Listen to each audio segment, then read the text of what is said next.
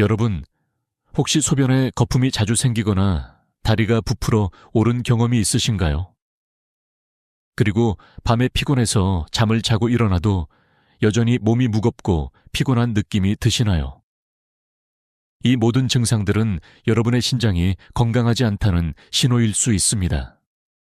처음에는 별거 아닌 것처럼 느껴질 수 있지만 이 작은 신호들이 사실 신장 건강에 큰 위험을 알리는 경고일 수 있음을 아셔야 합니다.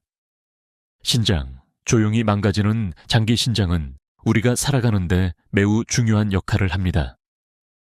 우리 몸에 불필요한 노폐물과 독소를 걸러내고 전해질 균형을 유지하며 혈압을 조절하는 중요한 기능을 합니다.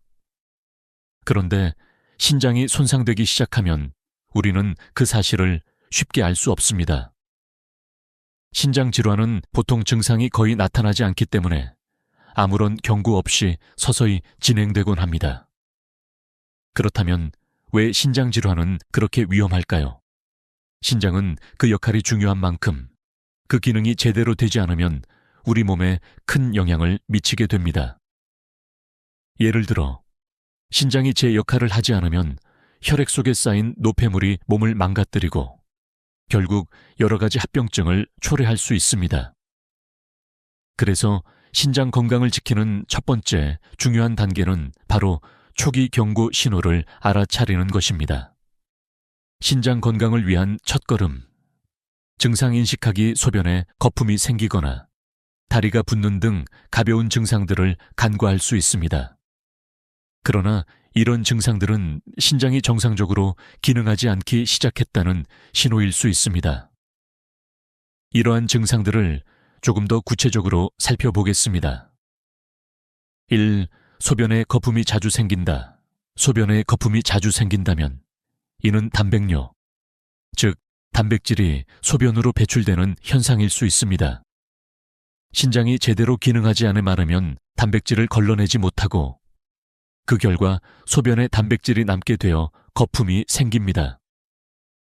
이런 현상은 간과하기 쉬운데 만약 소변에서 거품이 자주 보인다면 이는 신장에 문제가 있다는 신호입니다. 2. 다리가 붓는다. 저녁에 다리가 부풀어 오르고 양말 자국이 뚜렷하게 남는 경우도 신장에 이상이 있을 수 있음을 시사합니다. 신장이 제대로 노폐물을 걸러내지 못하면 몸에 불필요한 수분이 쌓이게 됩니다. 그 결과 다리가 부풀거나 손이 부풀 수도 있습니다. 만약 이러한 증상이 지속된다면 신장 건강에 문제가 있을 가능성이 크니 반드시 검사를 받아야 합니다. 3. 피로감과 무기력함. 신장이 기능을 제대로 하지 않으면 체내 노폐물이 쌓이면서 전신에 피로감과 무기력감을 느낄 수 있습니다. 충분히 잠을 자도 몸이 피곤하고 기운이 나지 않는다면 그 원인이 신장에 있을 수 있다는 점을 의심해 보세요. 몸이 제대로 기능하려면 신장이 중요한 역할을 하므로 신장이 건강하지 않으면 에너지가 떨어지게 됩니다. 신장을 확인하는 방법. 만약 위와 같은 증상들을 경험하셨다면 신장 상태를 확인할 필요가 있습니다. 신장은 혈액 검사를 통해 그 기능을 알 수 있습니다. 또한 소변 검사를 통해 단백질이나 혈액이 섞여 있는지 확인할 수 있습니다. 만약 신장이 건강하지 않다면 이들 검사를 통해 문제를 발견할 수 있습니다. 그리고 신장 검사는 단순히 치료를 위한 목적이 아니라 예방 차원에서도 중요합니다. 신장병은 초기에는 특별한 증상이 없기 때문에 정기적으로 검사를 받는 것이 중요합니다. 병원에서 신장 기능 검사를 받는 것은 두려운 일이 아니라 건강을 지키기 위한 중요한 예방책입니다. 신장 질환의 위험성. 이제 신장 질환이 왜 이렇게 위험한지 이해가 가실 것입니다. 신장은 일단 손상이 시작되면 회복이 어려운 장기입니다. 신장이 건강할 때는 별다른 증상이 없기 때문에 쉽게 간과할 수 있지만 신장이 손상되면 회복이 힘듭니다. 특히 중기 이상의 신장 질환에 이르면 일상생활이 불편해지고 결국 투석을 받아야 하는 상황에 이르게 됩니다. 신장이 기능을 상실하게 되면 우리가 아무리 노력해도 정상적인 생활을 되돌리기 어렵습니다. 투석을 받지 않으면 생명에 위험이 올 수 있습니다. 그러므로 신장 건강을 지키는 첫걸음은 바로 위험 신호를 인식하고 빠르게 대처하는 것입니다. 이 작은 신호들을 무시하지 말고 빨리 병원에 가서 검사를 받는 것이 매우 중요합니다. 마무리 여러분, 이제 신장 건강을 지키는 첫걸음이 무엇인지 아셨죠? 바로 위험 신호를 빨리 인식하고 적극적으로 대처하는 것입니다. 신장이 건강하지 않다면 여러분의 삶에 큰 영향을 미칠 수 있습니다. 그러므로 여러분의 몸에서 보내는 신호를 귀 기울여 듣고 미리 예방하는 것이 중요합니다. 다음 영상에서는 신장을 지키기 위한 식습관과 생활 습관에 대해 더 깊이 알아보겠습니다. 신장 건강을 지키는 방법은 생각보다 간단할 수 있습니다. 그러니 여러분도 오늘부터 작은 변화부터 시작해 보세요. 그 작은 변화가 여러분의 건강을 지킬 수 있는 큰 걸음이 될 것입니다. 많은 사람들이 신장 질환을 가볍게 여기기 쉽습니다. 초기에는 특별한 증상이 나타나지 않기 때문에 우리는 신장 건강을 관리하는 것을 잊기 쉽죠. 그러나 신장 질환은 조용히 진행되며 시간이 지나면 심각한 상황에 직면하게 될 수 있습니다. 신장이 한번 손상되면 그 기능을 회복하는 것이 매우 어려워지기 때문에 초기에 발견하여 관리하는 것이 중요합니다. 신장 질환은 왜 위험할까요? 신장은 우리 몸에서 매우 중요한 역할을 담당하고 있습니다. 혈액을 걸러내고 체내 노폐물과 과잉 수분을 배출하며 전해질 균형을 맞추는 중요한 기능을 합니다. 또한 혈압을 조절하는 데 중요한 역할을 하며 뼈 건강에도 영향을 미칩니다. 이러한 중요한 기능을 담당하는 신장이 기능을 상실하면 그 어떤 장기보다도 더 큰 영향을 미치게 됩니다. 노폐물과 독소 축적 신장이 기능하지 않으면 체내에서 노폐물과 독소가 쌓이게 됩니다. 신장은 하루에 약 180리터의 혈액을 걸러내면서 불필요한 물질을 배출합니다. 만약 신장이 제대로 작동하지 않으면 이들 노폐물과 독소가 혈액 속에 계속 쌓여 결국 몸의 다른 장기에 영향을 미칠 수 있습니다. 이로 인해 몸은 점점 더 약해지고 다양한 합병증을 초래할 수 있습니다. 고혈압과 당뇨병의 악화신장이 손상되면 고혈압과 당뇨병이 더 악화될 수 있습니다. 신장이 건강하지 않음하면 혈압을 제대로 조절하지 못해 혈압이 상승하게 되고 그로 인해 심장과 혈관에 부담을 주게 됩니다. 또한 신장이 당분을 적절히 처리하지 못하면 혈당 조절이 어려워져 당뇨병 환자에게 더 큰 위험이 됩니다. 신장 질환은 고혈압과 당뇨병을 동시에 악화시키는 악순환을 초래할 수 있습니다. 3. 투석과 신장 이식의 필요성. 신장이 심각하게 손상되면 투석을 하거나 신장 이식을 받아야 할 수 있습니다. 투석은 신장이 제대로 기능하지 않을 때 기계적으로 혈액을 걸러내는 방법입니다. 그러나 투석은 하루 3시간씩 주 3회씩 해야 하므로 환자에게 큰 부담을 주게 됩니다. 투석을 받는 동안 환자는 지속적으로 건강에 부담을 느끼며 생활의 질이 크게 떨어집니다. 또한 신장 이식은 시간이 오래 걸리고 이식 후에도 면역 억제제 등의 약물을 평생 복용해야 하므로 신체에 또 다른 부담을 줍니다. 4. 생명에 대한 위협. 가장 중요한 것은 신장 질환이 결국 생명에 위협을 줄 수 있다는 것입니다. 신장이 더 이상 기능하지 않으면 체내의 노폐물을 제대로 배출하지 못하게 되어 혈액 속의 독소 농도가 위험 수준에 이를 수 있습니다. 이 상태가 지속되면 결국 생명에 큰 위험을 초래할 수 있습니다. 따라서 신장 질환은 결코 가볍게 여길 수 없는 질병입니다. 신장 질환을 예방하는 방법, 신장 질환의 위험성을 알았다면 이제 이를 예방하기 위한 방법에 대해 알아보겠습니다. 신장은 증상 없이 조용히 진행되기 때문에 예방이 매우 중요합니다. 그렇다면 신장을 지키기 위해 우리가 할 수 있는 일은 무엇일까요? 1. 건강한 식습관 유지하기. 신장을 지키기 위한 첫 번째 방법은 건강한 식습관을 유지하는 것입니다. 나트륨 소금을 과다하게 섭취하면 신장에 부담을 주게 됩니다. 과도한 소금 섭취는 혈압을 높이고 신장이 이를 처리해야 하므로 큰 부담이 됩니다.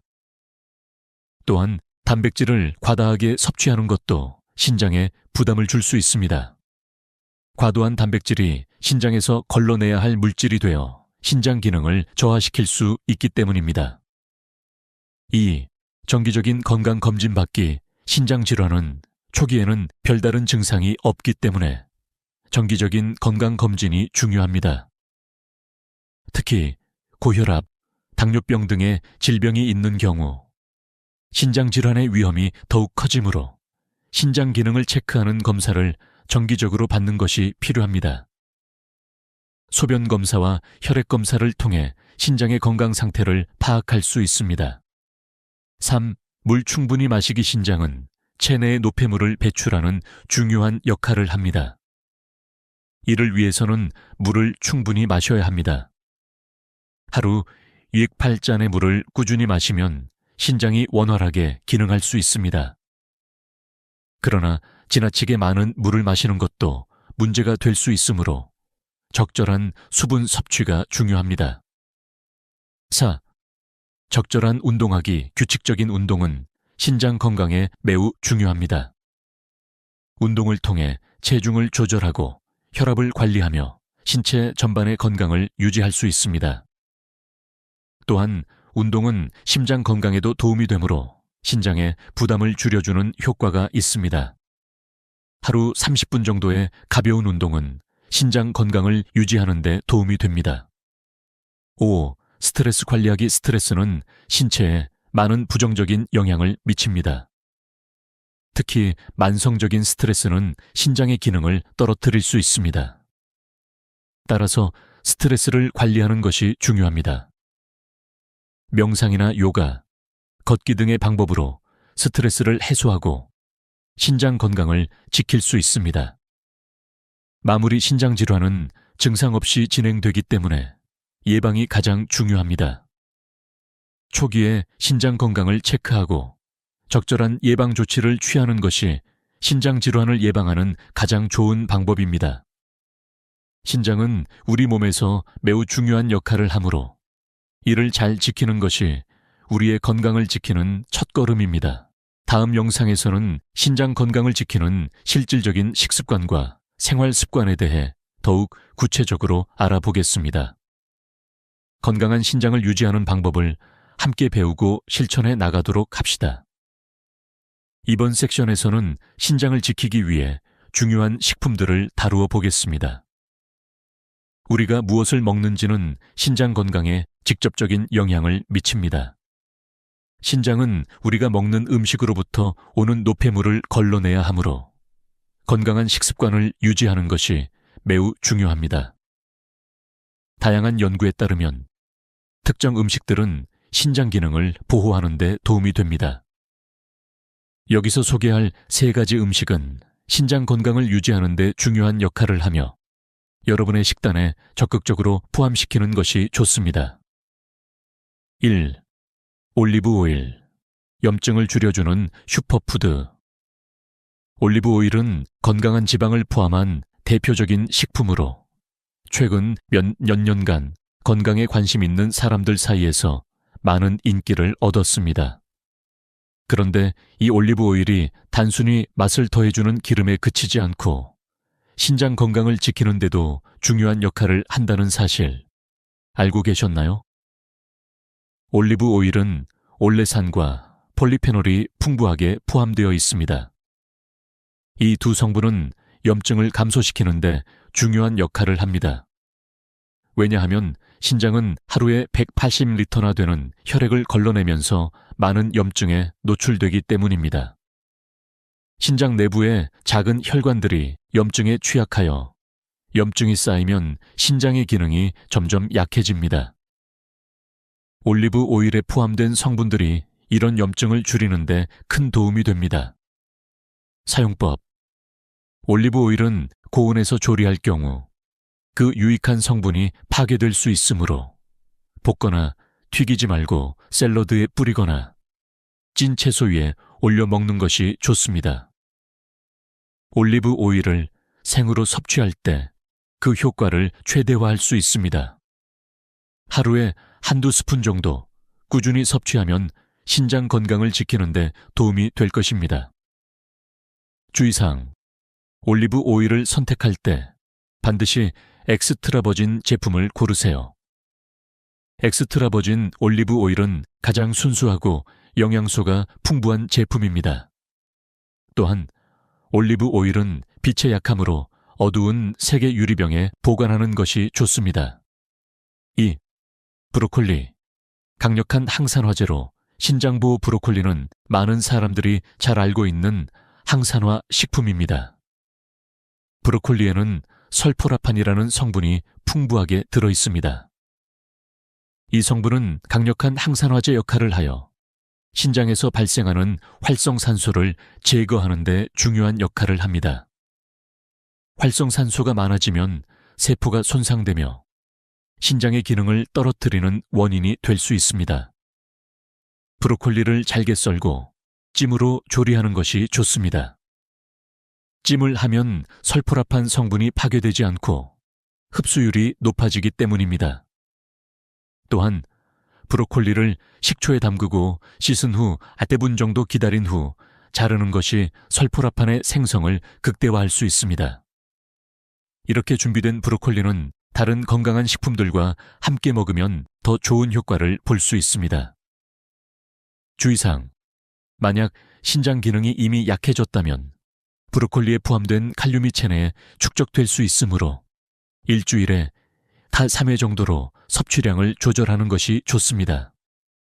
신장 기능이 건강한 사람이라면 매일 섭취해도 좋습니다. 3. 마늘. 혈압을 낮추고 당뇨 관리에 도움이 되는 식품 마늘은 누구나 잘 아는 식품이지만 그 효능에 대해 제대로 알고 있는 사람은 많지 않습니다. 마늘에 포함된 알리신 성분은 신장을 보호하는 데 매우 유익합니다.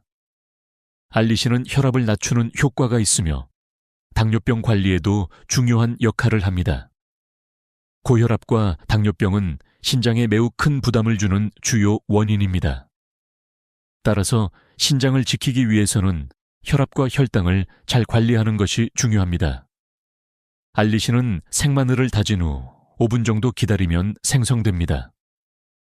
이후에 마늘을 샐러드에 넣거나 두부나 브로콜리와 함께 먹으면 그 효과를 더욱 높일 수 있습니다.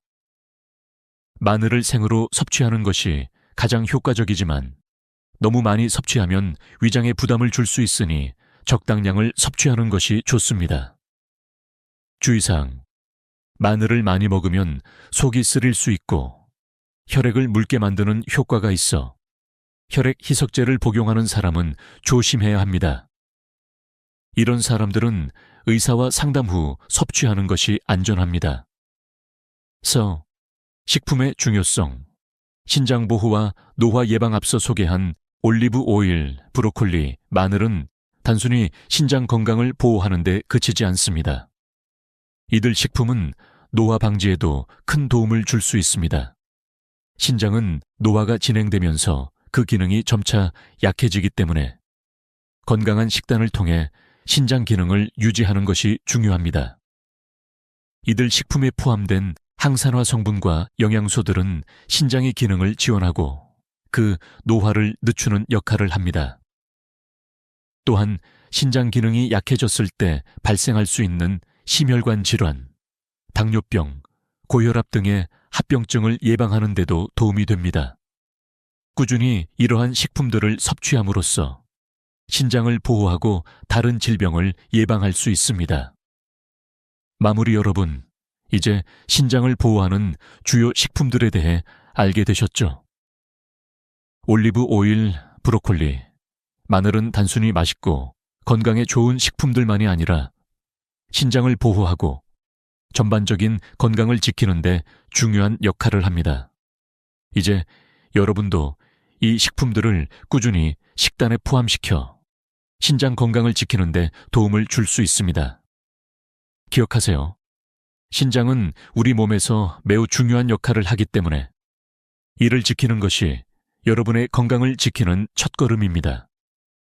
다음 영상에서는 신장 건강을 지키기 위한 생활 습관에 대해 더 구체적으로 알아보겠습니다. 식습관과 함께 생활 습관을 함께 개선한다면 더욱 건강한 신장을 유지할 수 있을 것입니다. 계속해서 신장 건강을 지키기 위한 정보와 팁을 제공할 테니 꼭 따라오세요. 이제 신장 건강을 지키기 위한 식품에 대해 알아보았으니 이번에는 생활 습관을 통해 신장을 지키는 방법에 대해 알아보겠습니다. 올바른 식습관만큼 중요한 것이 바로 생활 습관입니다. 우리가 일상에서 자주 하는 습관들이 신장에 얼마나 큰 영향을 미치는지 모르고 지나치는 경우가 많습니다. 신장은 우리가 자주 하는 작은 습관들로부터 영향을 받을 수 있기 때문에 이를 관리하는 것이 매우 중요합니다. 신장을 보호하기 위한 생활 습관을 제대로 실천한다면 신장 건강을 오랫동안 유지할 수 있습니다. 1. 짠 음식 피하기. 나트륨 과다 섭취가 신장에 미치는 영향. 짠 음식은 신장 건강에 가장 큰 적입니다. 나트륨이 많은 음식을 자주 섭취하면 신장이 이 나트륨을 걸러내기 위해 과중한 부담을 받게 됩니다. 시간이 지남에 따라 신장은 점차 그 기능을 상실하게 되고 고혈압 등 다양한 합병증을 초래할 수 있습니다. 그래서 신장을 지키기 위해서는 소금 섭취량을 줄이는 것이 매우 중요합니다. 한국 음식은 대체로 짠 음식이 많습니다. 김치, 된장찌개, 국물 요리 등은 대부분 나트륨 함량이 높아서 신장에 부담을 줄 수 있습니다. 그래서 여러분이 신장을 지키고 싶다면 국물은 적게 먹고 저염 제품을 사용하며 간을 너무 세게 하지 않는 습관을 들여야 합니다. 또한 식사 후 소금을 적게 사용하는 것도 큰 도움이 됩니다. 대체 방법, 짠맛을 대체할 수 있는 허브나 향신료를 사용하여 맛을 더욱 풍부하게 만들 수 있습니다. 예를 들어 마늘, 생강, 고추, 레몬, 식초 등은 신장에 부담을 주지 않으면서도 음식의 맛을 살릴 수 있는 좋은 대체제입니다. 이렇게 조금씩 식습관을 바꾸면 신장에 무리가 가지 않으면서도 맛있는 음식을 즐길 수 있습니다. 2. 진통제 과다 사용 자제하기.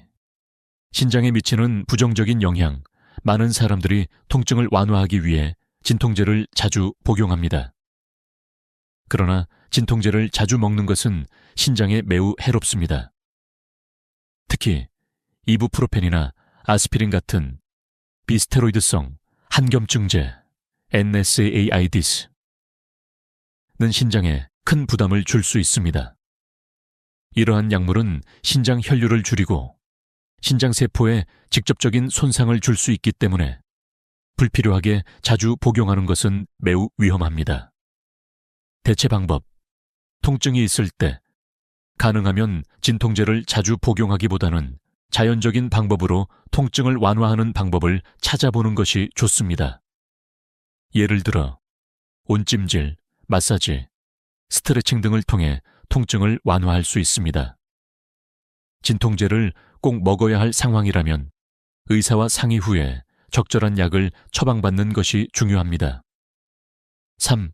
단백질 과다 섭취 피하기. 신장에 부담 주는 고단백 식단 많은 사람들이 근육을 키우기 위해 단백질을 많이 섭취하는 경향이 있습니다. 하지만 단백질을 과다하게 섭취하면 신장이 이 단백질을 걸러내기 위해 과도하게 일을 해야 합니다. 특히 붉은 고기나 가공육은 신장에 부담을 줄 수 있기 때문에 신장이 약한 사람은 과도하게 섭취하지 않는 것이 좋습니다. 대체 방법. 단백질을 과도하게 섭취하지 않으면서도 충분한 영양을 공급받을 수 있는 방법은 식물성 단백질을 섭취하는 것입니다. 두부, 콩, 렌즈콩, 병아리콩 등은 신장에 부담을 덜 주면서도 건강한 단백질을 제공하는 좋은 식품입니다. 또한 생선이나 닭가슴살은 상대적으로 신장에 부담이 적은 동물성 단백질입니다. 신장에 부담을 주지 않도록 단백질을 적당히 섭취하는 것이 중요합니다. 4. 흡연과 음주 자제하기. 신장에 미치는 영양 흡연과 음주는 신장 건강에 매우 나쁜 영향을 미칩니다. 흡연은 혈관을 수축시키고 신장의 혈류를 방해합니다. 또한 음주는 신장의 수분 부족을 일으키고 탈수를 유발할 수 있습니다. 신장이 제대로 기능하려면 충분한 수분을 필요로 하기 때문에 과도한 음주는 신장에 큰 부담을 줍니다. 대체 방법. 흡연과 음주는 신장을 포함한 전체 건강에 해롭기 때문에 금연과 절주가 필수적입니다. 술을 마시고 싶다면 적당한 양만 섭취하고 술을 마시지 않는 날을 만드는 것이 좋습니다. 또한 흡연은 신장을 포함해 모든 장기에 악영향을 미치므로 금연을 위한 계획을 세우고 필요하다면 전문가의 도움을 받는 것이 좋습니다. 5. 적절한 수분 섭취. 신장의 필수 요소 수분 섭취는 신장 건강을 유지하는 데 가장 중요한 요소 중 하나입니다. 신장은 체내에서 노폐물과 독소를 배출하는 중요한 역할을 하기 때문에 이를 위해서는 충분한 물이 필요합니다. 하루에 8잔의 물을 규칙적으로 마시는 것이 신장을 건강하게 유지하는 데 도움이 됩니다. 대체 방법. 물을 충분히 마시는 것이 중요하지만 너무 많은 물을 한 번에 마시지 않도록 주의해야 합니다. 물을 자주 나누어 마시는 것이 신장에 부담을 줄입니다. 또한 물 대신 허브차나 과일차를 마시는 것도 좋은 방법이 될 수 있습니다. 그러나 설탕이 들어간 음료는 피하는 것이 좋습니다. 마무리 생활 습관은 신장 건강을 지키는데 매우 중요한 역할을 합니다. 신장을 지키기 위한 일상 습관은 생각보다 간단하고 작은 변화로도 큰 차이를 만들 수 있습니다. 짠 음식과 단백질을 과도하게 섭취하지 않고 진통제나 흡연, 음주를 자제하는 것만으로도 신장의 부담을 줄일 수 있습니다. 또한 충분한 수분 섭취와 적절한 운동은 신장 건강에 큰 도움이 됩니다. 오늘부터 여러분도 이 작은 습관들을 실천해 보세요. 신장은 우리가 자주 하지 않는 작은 습관들에 의해 영향을 받기 때문에 올바른 습관을 유지하는 것이 중요합니다. 신장을 지키기 위한 실천을 통해 건강한 삶을 유지할 수 있습니다. 다음 영상에서는 신장을 지키기 위한 검사와 조기 발견에 대해 다루겠습니다. 신장 건강을 지키는 첫걸음은 바로 조기 발견입니다. 신장을 보호하고 건강한 삶을 이어가기 위해서는 정기적인 검사를 받는 것이 중요합니다. 신장 질환은 초기에는 특별한 증상이 나타나지 않기 때문에 조기 발견이 매우 중요합니다. 신장 기능이 저하되기 시작하면 그 증상은 매우 미미하고 서서히 진행되므로 우리가 이를 인식하지 못하는 경우가 많습니다. 그러나 신장을 일찍 체크하고 상태를 파악하는 것이 신장 질환을 예방하고 관리하는 가장 중요한 방법입니다. 1. 왜 신장 검사가 중요한가? 신장 질환은 보통 증상이 나타나지 않는 조용한 질병입니다. 신장 기능이 50% 이상 손상되기 전까지는 특별한 증상이 없기 때문에 많은 사람들이 신장 질환이 진행되고 있다는 사실을 알지 못한 채 지나갑니다. 신장이 정상적으로 기능할 때는 증상이 없지만 신장이 손상되면 점차 피로감, 부종, 소변 변화 등의 증상이 나타나기 시작합니다. 하지만 이때 이미 상당한 기능 손상이 있을 수 있기 때문에 정기적인 검사가 필수적입니다. 예시, 신장이 기능을 제대로 하지 못하면 체내에 노폐물이 쌓이면서 혈액이 오염될 수 있습니다. 신장이 제 역할을 하지 못할 때는 몸이 점점 약해지고 전신 피로와 부종이 발생하며 결국 심혈관 질환, 고혈압 등 여러 합병증을 유발할 수 있습니다. 따라서 소변 검사와 혈액 검사를 통해 신장의 상태를 주기적으로 점검하는 것이 매우 중요합니다. 신장 기능이 저하되었을 때는 적절한 조치를 취할 수 있기 때문입니다. 검사를 통해 초기 단계에서 발견할 수 있다면 그 후 신장 기능을 유지하거나 악화를 막을 수 있는 방법을 찾을 수 있습니다. 이 신장 검사 어떻게 해야 하나요? 신장 질환을 예방하기 위한 첫걸음은 바로 정기적인 신장 검사입니다. 대부분의 사람들은 건강검진을 받으러 가면 신장 검사를 포함하지 않기 때문에 신장 기능이 손상되었는지 여부를 확인하기 어려운 경우가 많습니다. 그러나 신장 질환은 조기에 발견하지 않으면 진행이 빨라지기 때문에 이를 예방하기 위해서는 정기적인 검사가 반드시 필요합니다. 검사 방법 1. 소변 검사. 소변 검사는 신장의 가장 기본적인 검사 방법 중 하나입니다. 소변에서 단백질이나 혈액이 섞여 있다면 이는 신장에 문제가 있다는 신호일 수 있습니다. 단백뇨는 신장이 손상되어 단백질을 걸러내지 못할 때 발생하는 현상으로 이는 신장 질환의 초기 증상일 수 있습니다. 2. 혈액 검사. 혈액 검사는 신장 기능을 평가하는 데 중요한 정보를 제공합니다. 신장이 제대로 기능하지 않으면 크레아티닌이라는 물질이 체내에 축적됩니다. 크레아티닌 수치가 높으면 신장의 여과 기능이 떨어졌다는 신호일 수 있습니다. 또한 혈액 내 요산 수치도 신장 건강을 알 수 있는 지표 중 하나입니다. 3. 신장 초음파 검사. 신장 초음파 검사는 신장의 크기나 모양, 기능을 점검하는 데 사용됩니다. 이 검사를 통해 신장에 기형이나 종양이 있는지 확인할 수 있습니다. 신장에 문제가 있을 경우 초음파 검사를 통해 상세한 정보를 얻을 수 있습니다. 3. 신장 질환의 단계와 관리 방법. 신장 질환은 크게 5단계로 구분되며 단계에 따라 관리 방법도 달라집니다. 각 단계에서 신장 기능을 보호하고 악화를 막기 위해 적절한 관리가 필요합니다. 1단계. 신장 기능이 약간 감소한 상태입니다. 이 시점에서는 특별한 증상이 없으며 검사를 통해 확인할 수 있습니다. 적절한 관리만 해도 신장 기능을 유지할 수 있습니다. 2단계. 신장 기능이 다소 감소한 상태입니다. 경미한 증상이 있을 수 있으며 식이요법과 운동 등으로 신장 건강을 관리해야 합니다. 3단계. 중간 단계로 신장 기능이 상당히 감소한 상태입니다. 이때부터는 식단 조절과 약물 치료가 필요합니다. 또한 고혈압과 당뇨병을 관리하는 것이 중요합니다. 4단계.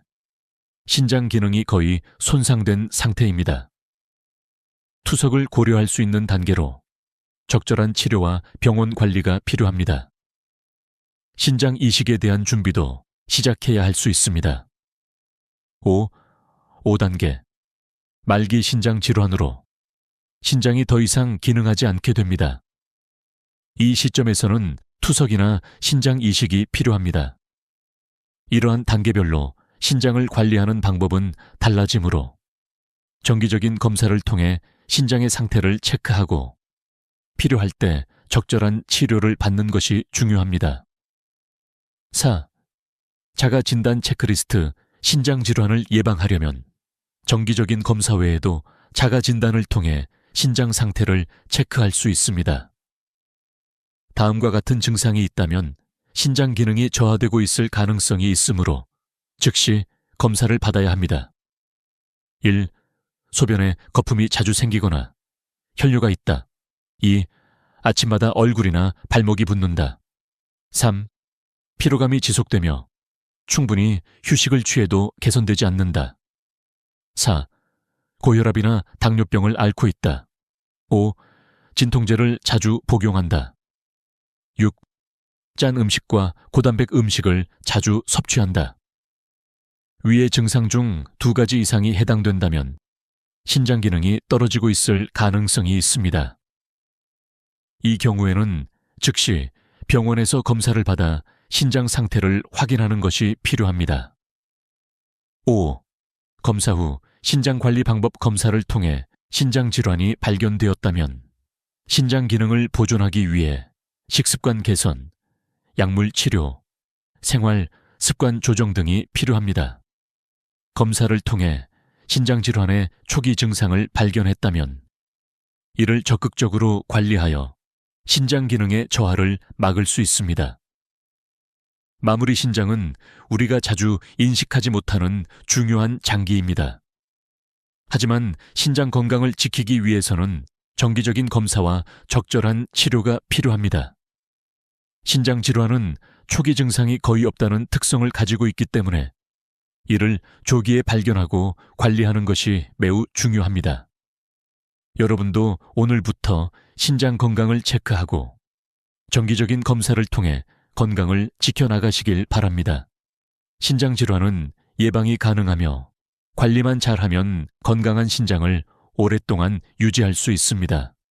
다음 영상에서는 신장 질환의 최종 치료법인 투석과 신장 이식에 대해 알아보겠습니다. 신장을 지키기 위해 어떤 조치를 취해야 하는지, 그리고 치료 후 생활 관리 방법에 대해 알아보겠습니다. 이제 신장을 지키기 위한 주요 방법들을 다뤄보았습니다. 우리가 건강한 신장을 유지하려면 식습관, 생활습관, 정기적인 검사 등이 중요하다는 점을 확인했습니다.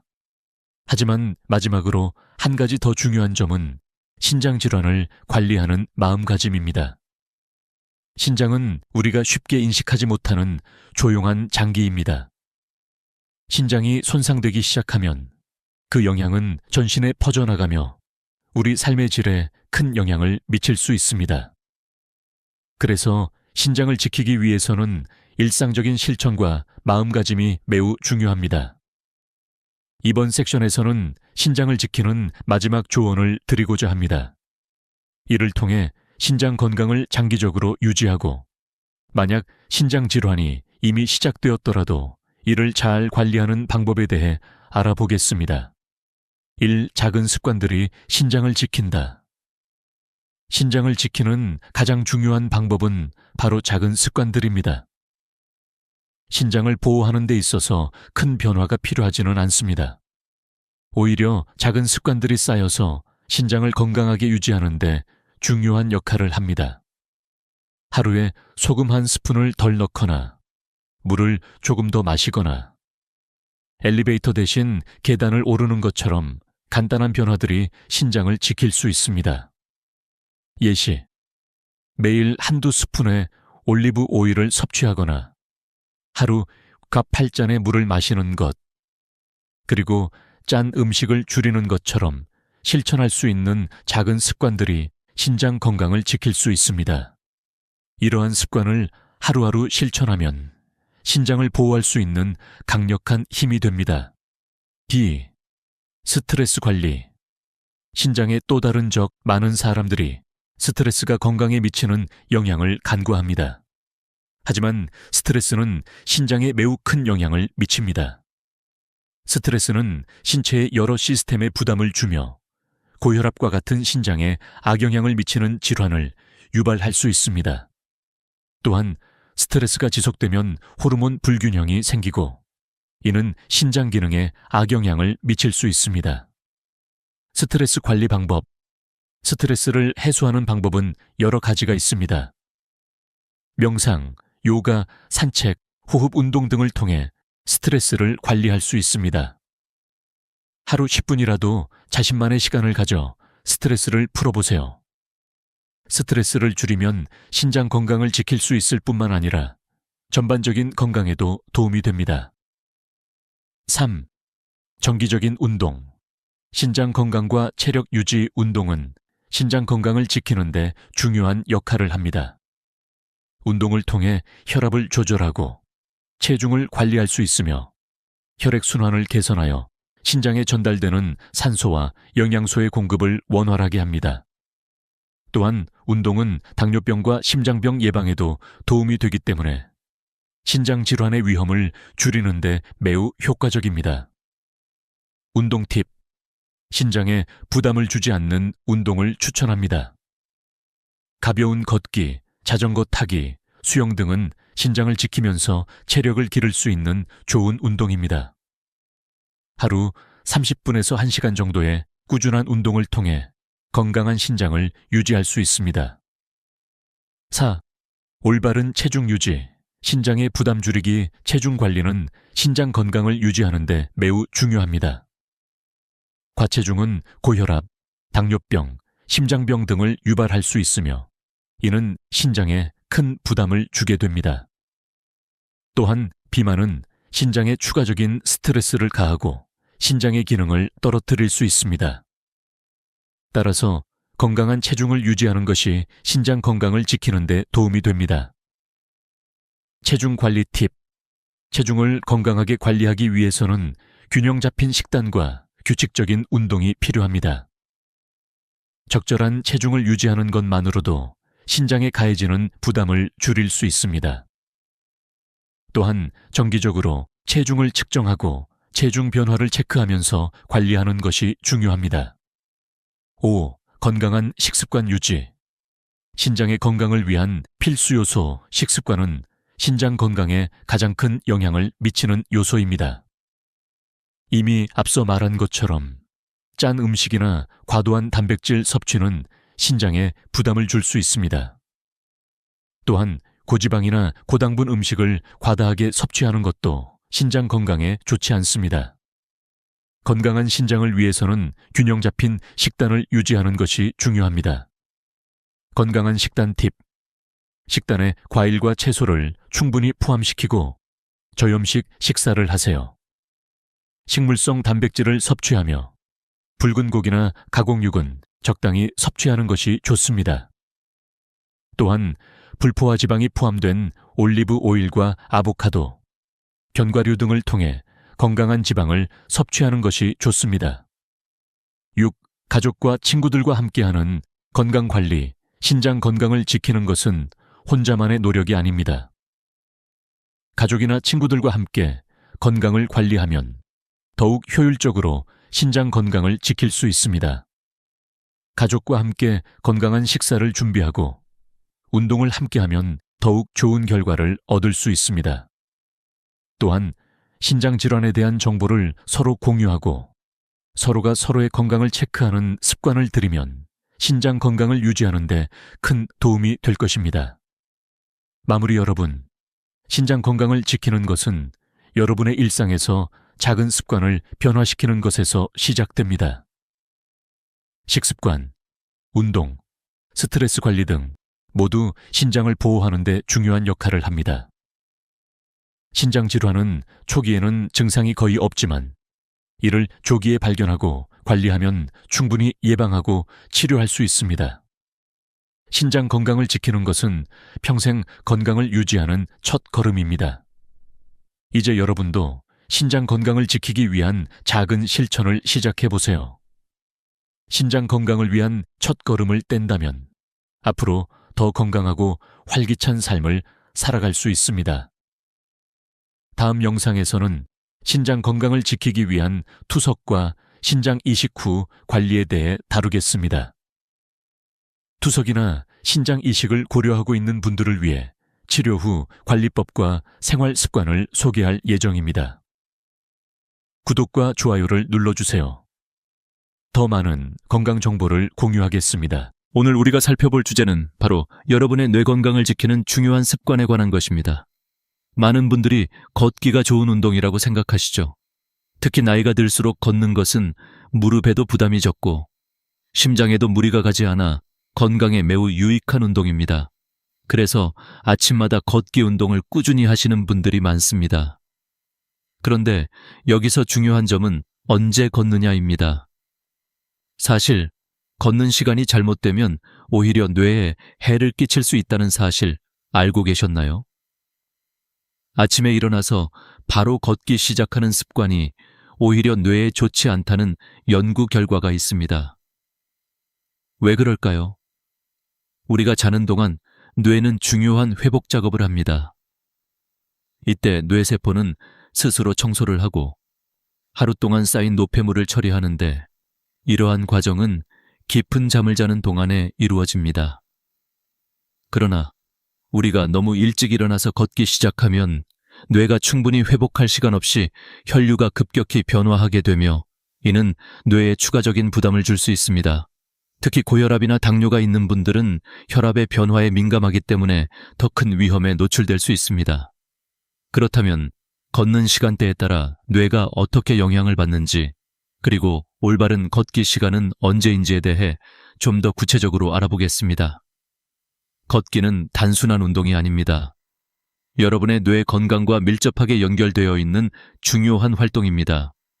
잘못된 시간에 걷는다면 그 시간이 바로 뇌세포를 서서히 파괴하는 시간이 될 수 있습니다. 이 점을 명확히 이해하고 여러분의 걷기 습관을 조금만 바꿔도 뇌 건강을 지킬 수 있다는 점을 명심해 주세요. 오늘은 바로 이 점을 중점적으로 다루고자 합니다. 많은 사람들이 아침에 일어나서 걷기를 시작하는 이유는 공기가 맑고 하루의 시작을 상쾌하게 시작하려는 마음에서 나오는 것이지만 실상 이 시간이 뇌에 어떤 영향을 미치는지 모르는 경우가 많습니다. 그래서 여러분께 오늘 꼭 알려드리고 싶은 중요한 사실은 바로 언제 걷느냐가 뇌 건강에 중요한 영향을 미친다는 것입니다. 그렇다면 왜 이 시간대가 뇌에 영향을 미칠까요? 우리의 뇌는 하루 동안 쌓인 피로와 노폐물을 처리하는 시간이 필요합니다. 그리고 뇌의 혈류는 우리가 일어나기 전과 후에 큰 변화를 겪습니다. 밤새 몸이 휴식 상태에 있다가 갑자기 일어나서 걷게 되면 혈압이 급격히 변하고 뇌로 가는 혈류가 불안정해집니다. 이때 혈액이 충분히 공급되지 않으면 뇌세포는 산소와 영양분을 충분히 공급받지 못하게 되어 서서히 손상됩니다. 특히 고혈압이나 당뇨와 같은 만성 질환이 있는 사람들의 경우 이 변화가 더 위험할 수 있습니다.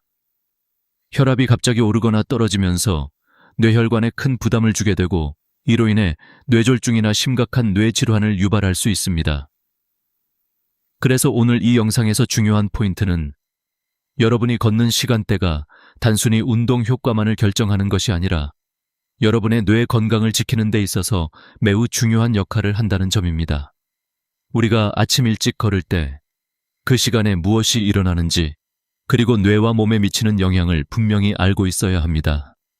그리고 이 정보를 바탕으로 나의 걷기 시간을 조금만 조정해도 여러분의 뇌 건강을 지킬 수 있다는 사실을 꼭 기억해 주세요. 또한 많은 분들이 걷기만 하면 건강이 좋아질 거라고 믿고 걷는 시간대에 대한 중요성을 간과하는 경우가 많습니다. 그러나 정확한 시간에 걷는 것이 더 중요한 이유는 바로 여러분의 뇌와 혈액순환 그리고 뇌세포의 회복과 관련이 있기 때문입니다. 이 시간대를 잘못 설정하면 오히려 뇌를 서서히 손상시키는 원인이 될 수 있습니다. 이제 여러분은 걷기의 시간대가 뇌 건강에 미치는 영향을 조금이나마 이해하셨을 것입니다. 그렇다면 올바른 걷기 시간은 언제일까요? 아침에 일어나자마자 걷는 것보다 더 효과적이고 건강에 좋은 시간이 존재합니다. 여러분의 뇌를 보호하기 위해서는 어느 시간이 가장 좋은 시간인지 어떻게 걸어야 하는지에 대한 올바른 정보가 필요합니다. 오늘 영상에서 알려드릴 내용은 바로 그 시간대와 방법에 대한 것입니다. 걷기를 통해 뇌 건강을 지킬 수 있는 방법을 잘 알고 그 시간을 적절히 활용하는 것이 얼마나 중요한지 이해하게 되실 것입니다. 여러분, 걷기 운동은 정말 좋은 운동이지만 그만큼 시간과 장소, 방법을 잘 선택하는 것이 중요합니다. 잘못된 시간대에 걷는다면 그것은 단순한 운동이 아니라 뇌에 해를 끼치는 습관이 될 수 있다는 점을 기억해 주세요. 오늘 이 영상이 여러분이 걷기 습관을 점검하고 더 건강한 삶을 살 수 있도록 돕는 중요한 전환점이 되기를 바랍니다. 앞서 말씀드린 것처럼 우리가 언제 걷느냐는 뇌 건강에 중요한 영향을 미칩니다. 하지만 많은 분들이 아침에 걷는 것이 가장 좋은 운동이라고 생각하는 경향이 있습니다. 아침 공기는 맑고 신선하기 때문에 자연스럽게 하루를 시작하기에 좋은 시간이라고 여겨지죠. 그러나 이런 생각은 위험할 수 있습니다. 뇌의 건강을 지키려면 아침 일찍 걷는 것보다는 하루 중 다른 시간대에 걷는 것이 더 나을 수 있습니다. 오늘은 이러한 사실을 바탕으로 뇌에 부담을 주지 않고 오히려 뇌를 건강하게 할 수 있는 걷기 시간대를 구체적으로 알아보겠습니다. 먼저 아침에 걷는 것이 뇌에 미치는 영향에 대해 깊이 살펴보겠습니다. 많은 분들이 아침 5시, 6시에 일어나서 걷기 시작합니다. 이 시간대는 공기가 맑고 기분 좋게 하루를 시작할 수 있는 시간으로 보이지만 실제로 이 시간대는 혈압이 가장 불안정할 수 있는 때입니다. 우리가 자고 일어난 직후에는 혈압이 급격히 변화하고 특히 뇌에 필요한 혈류가 부족할 수 있습니다. 이로 인해 뇌세포가 산소와 영양분을 충분히 공급받지 못하게 되면 뇌에 큰 부담이 가게 됩니다. 특히 고혈압이나 당뇨병이 있는 분들은 혈압이 갑자기 변하면서 뇌혈관에 부담을 줄 수 있기 때문에 더욱 위험합니다. 이러한 이유로 아침 5시에서 7시까지의 시간대는 뇌 건강에 좋지 않은 영향을 미칠 수 있습니다. 이 시간대에 걷는 것은 오히려 뇌에 해로울 수 있음을 명심해야 합니다. 그런데 아침에 일찍 일어나서 걷는 것이 왜 위험한지 구체적인 이유를 들려드리겠습니다. 첫 번째로는 우리가 자는 동안 뇌는 스스로 회복하고 정리하는 시간을 가집니다. 이때 뇌는 기억을 저장하고 노폐물을 청소하는 중요한 작업을 합니다. 그러나 우리가 이 시간을 방해하고 일찍 일어나 걷기 시작하면 뇌가 회복할 시간 없이 급격히 혈액순환이 바뀌면서 뇌혈류가 불안정해지기 때문입니다. 또한 혈압이 급격히 오르거나 떨어지면 뇌혈관에 큰 부담을 주게 되며 이로 인해 작은 혈관이 터지거나 막힐 위험이 높아집니다. 특히 뇌졸중과 같은 심각한 뇌질환이 발생할 수 있는 위험이 커집니다. 그래서 아침 일찍 걷는 습관을 피하고 뇌가 충분히 회복할 수 있는 시간을 준 후에 걷는 것이 중요합니다. 그러면 아침에 걷는 대신 언제 걸어야 할까요? 가장 이상적인 시간대는 바로 오전 9시에서 11시, 그리고 오후 4시에서 6시입니다. 이 두 시간대가 뇌 건강에 가장 적합한 시간으로 알려져 있습니다. 오전 9시에서 11시 사이에는 몸이 완전히 깨어나며 혈액순환이 원활해지고 뇌의 혈류도 안정적으로 유지됩니다. 이 시간대에 걷기 시작하면 뇌가 더 잘 회복되고 뇌세포가 산소와 영양분을 충분히 공급받을 수 있습니다. 또한 오후 4시에서 6시까지는 하루 동안의 긴장이 풀리는 시간대입니다. 이때는 뇌가 편안하게 휴식 모드로 전환되기 시작하는데 이 시간에 걷는 것은 뇌의 회복을 도와주고 저녁에 숙면을 취하는 데에도 도움이 됩니다. 하루 중 가장 적절한 시간을 잘 활용하면 걷기 운동이 뇌에 더 큰 이점을 가져다 줄 수 있습니다. 이 두 시간대는 혈액순환을 촉진하고 뇌세포의 회복을 돕기 때문에 여러분의 뇌 건강을 지키는 데 큰 도움이 될 것입니다. 물론 걷기 운동을 할 때 시간대뿐만 아니라 장소도 중요합니다. 울퉁불퉁한 길이나 차가 많은 도로에서 걷는 것보다는 평평한 산책로나 공원에서 걷는 것이 더 안전하고 효과적입니다. 특히 나이가 많은 분들은 넘어질 위험을 최소화하기 위해 안전한 환경에서 걷는 것이 중요합니다. 또한 걸을 때는 허리를 곧게 펴고 시선은 앞을 향하며 팔을 자연스럽게 흔들어주는 것이 좋습니다. 이처럼 걷기 운동의 자세와 환경도 뇌 건강에 큰 영향을 미치므로 걷는 방식도 신경 써야 합니다. 이제 걷는 시간대가 뇌에 미치는 영향을 조금 더 명확히 이해하셨을 것입니다. 아침 일찍 걷는 것이 뇌에 좋지 않다는 점, 그리고 오전 9시에서 11시, 오후 4시에서 6시 사이에 걷는 것이 더 나은 선택임을 기억해 주세요. 이 시간을 잘 활용하면 뇌 건강을 지킬 수 있을 뿐만 아니라 더 활기차고 건강한 삶을 살 수 있습니다. 그럼 이제 걷기 시간을 조절하는 것 외에도 더 나은 뇌 건강을 위한 몇 가지 실천 방법에 대해 알아보겠습니다. 걷기 운동뿐만 아니라 생활 속에서 실천할 수 있는 다양한 방법들이 여러분의 뇌 건강을 돕는 데 큰 도움이 될 것입니다. 많은 분들이 걷기를 좋은 운동이라고 생각합니다. 하지만 단순히 걷기만 한다고 해서 건강이 좋아지지는 않습니다. 특히 걷는 시간대가 잘못되면 오히려 건강에 해를 끼칠 수 있습니다. 이를 뒷받침하는 연구 결과도 많이 있습니다. 오늘은 그 연구들 중 일부를 소개하고 이들이 어떻게 우리의 뇌와 몸에 영향을 미치는지 알아보겠습니다. 먼저 2015년 미국에서 발표된 연구 결과를 보겠습니다. 이 연구는 사람들의 걷기 시간대와 뇌 건강 간의 관계를 분석한 결과였습니다. 연구자들은 하루 중 다른 시간대에 걷는 사람들의 뇌 건강을 비교했으며 그 결과 아침 일찍 걷는 것보다 오전 9시에서 11시, 그리고 오후 4시에서 6시 사이에 걷는 것이 뇌에 더 긍정적인 영향을 미친다고 밝혔습니다. 연구에 따르면 이 시간대에는 뇌 혈류가 가장 원활하게 흐르고 뇌세포가 산소와 영양분을 충분히 공급받을 수 있는 상태가 되기 때문입니다. 그에 비해 아침 일찍 걷는 사람들은 혈압과 혈당의 변동이 크고 이로 인해 뇌에 부담을 주어 장기적으로 뇌 건강에 부정적인 영향을 미친다고 합니다. 또 다른 연구는 2018년에 발표된 연구로 고혈압 환자들의 걷기 습관과 뇌졸중 발병 위험 간의 관계를 분석한 것입니다. 연구에서는 고혈압을 가진 사람들 중에서 아침에 걷는 사람들과 오후에 걷는 사람들을 비교했으며 오후에 걷는 사람들이 뇌졸중 발병률이 낮다는 결과를 얻었습니다. 이는 아침에 걷기 시작하는 사람들이 급격한 혈압 변화를 경험하면서 뇌혈관에 더 큰 부담을 주기 때문으로 분석되었습니다.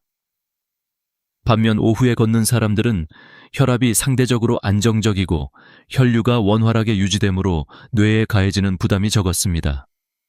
이러한 연구들은 단순히 걷는 시간이 뇌 건강에 미치는 영향을 넘어서 우리가 어떤 시간대에 걷느냐가 뇌의 혈류와 세포 회복에 얼마나 중요한지 보여줍니다. 즉, 걷기 자체는 분명히 좋은 운동이지만 그 시간대가 잘못되면 오히려 뇌를 서서히 손상시키는 원인이 될 수 있다는 사실을 알게 된 것입니다. 또한 최근의 연구들은 걷기 운동과 뇌의 기능 사이에 깊은 연관이 있음을 밝혔습니다. 예를 들어 2020년에 발표된 연구에서는 규칙적인 걷기가 뇌 기능을 향상시키고 특히 기억력과 집중력을 개선하는 데 큰 도움이 된다는 결과가 나왔습니다.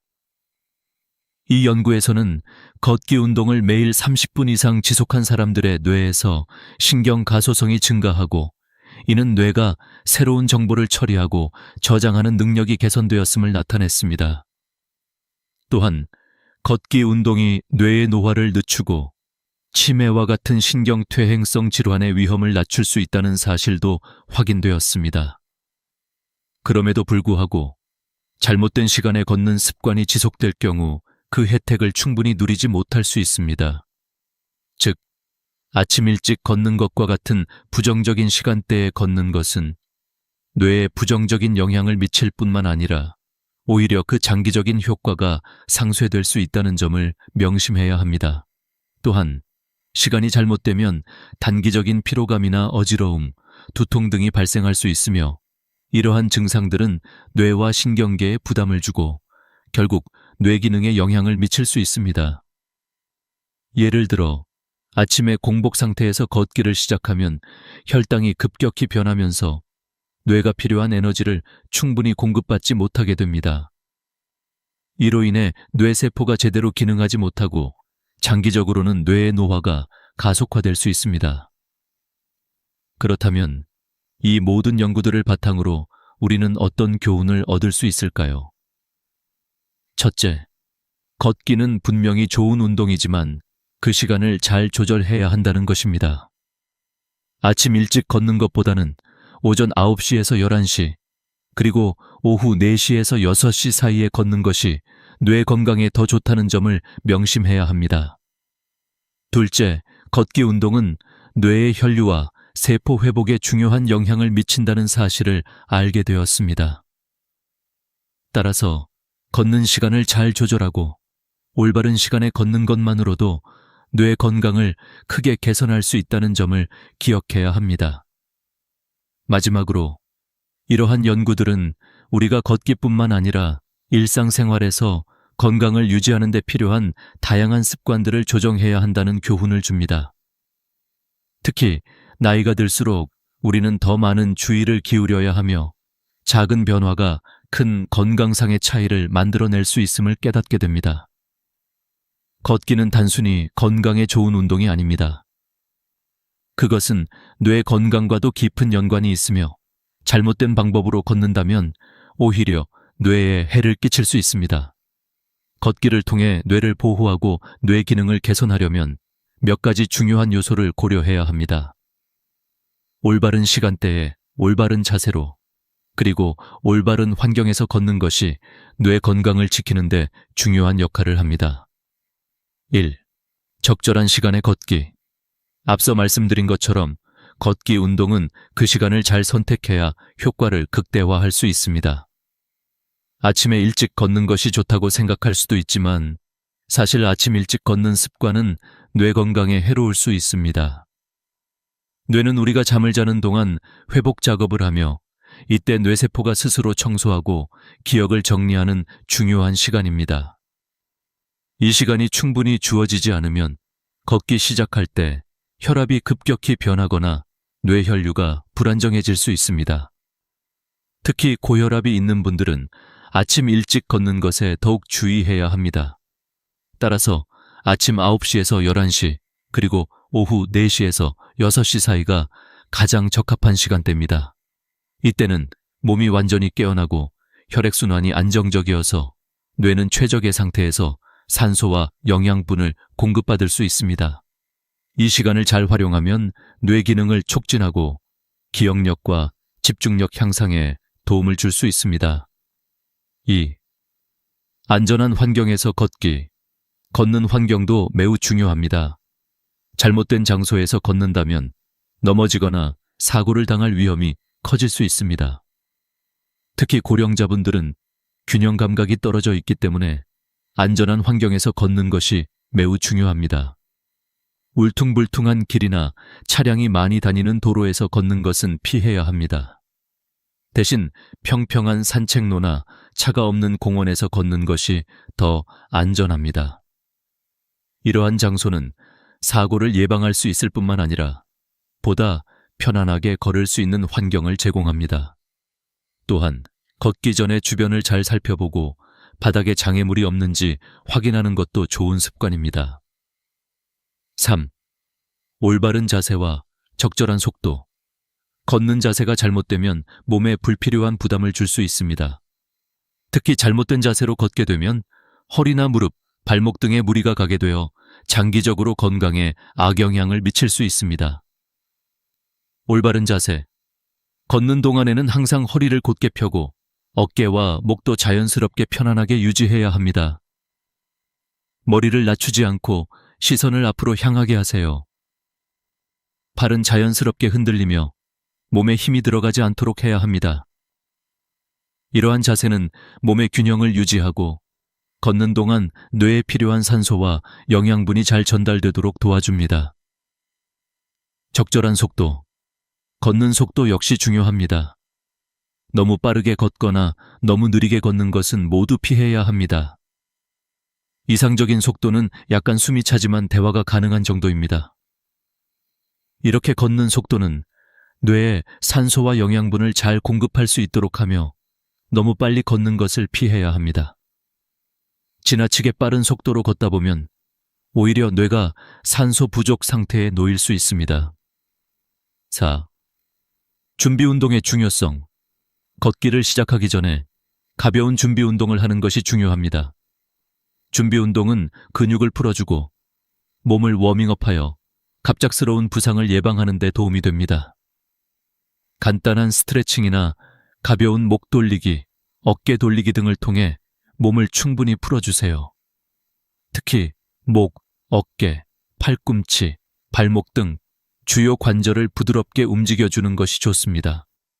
이로 인해 걷기 전 몸이 더 잘 준비되며 이후 걷기 운동이 더욱 효과적이고 안전하게 이루어질 수 있습니다. 준비 운동을 하지 않으면 걷는 도중에 근육이나 관절에 부하가 가해져 부상을 입을 수 있습니다. 5. 걷기 후 스트레칭.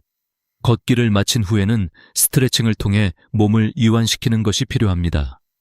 걷기 후 스트레칭은 근육을 풀어주고 혈액순환을 촉진하여 피로를 줄여줍니다.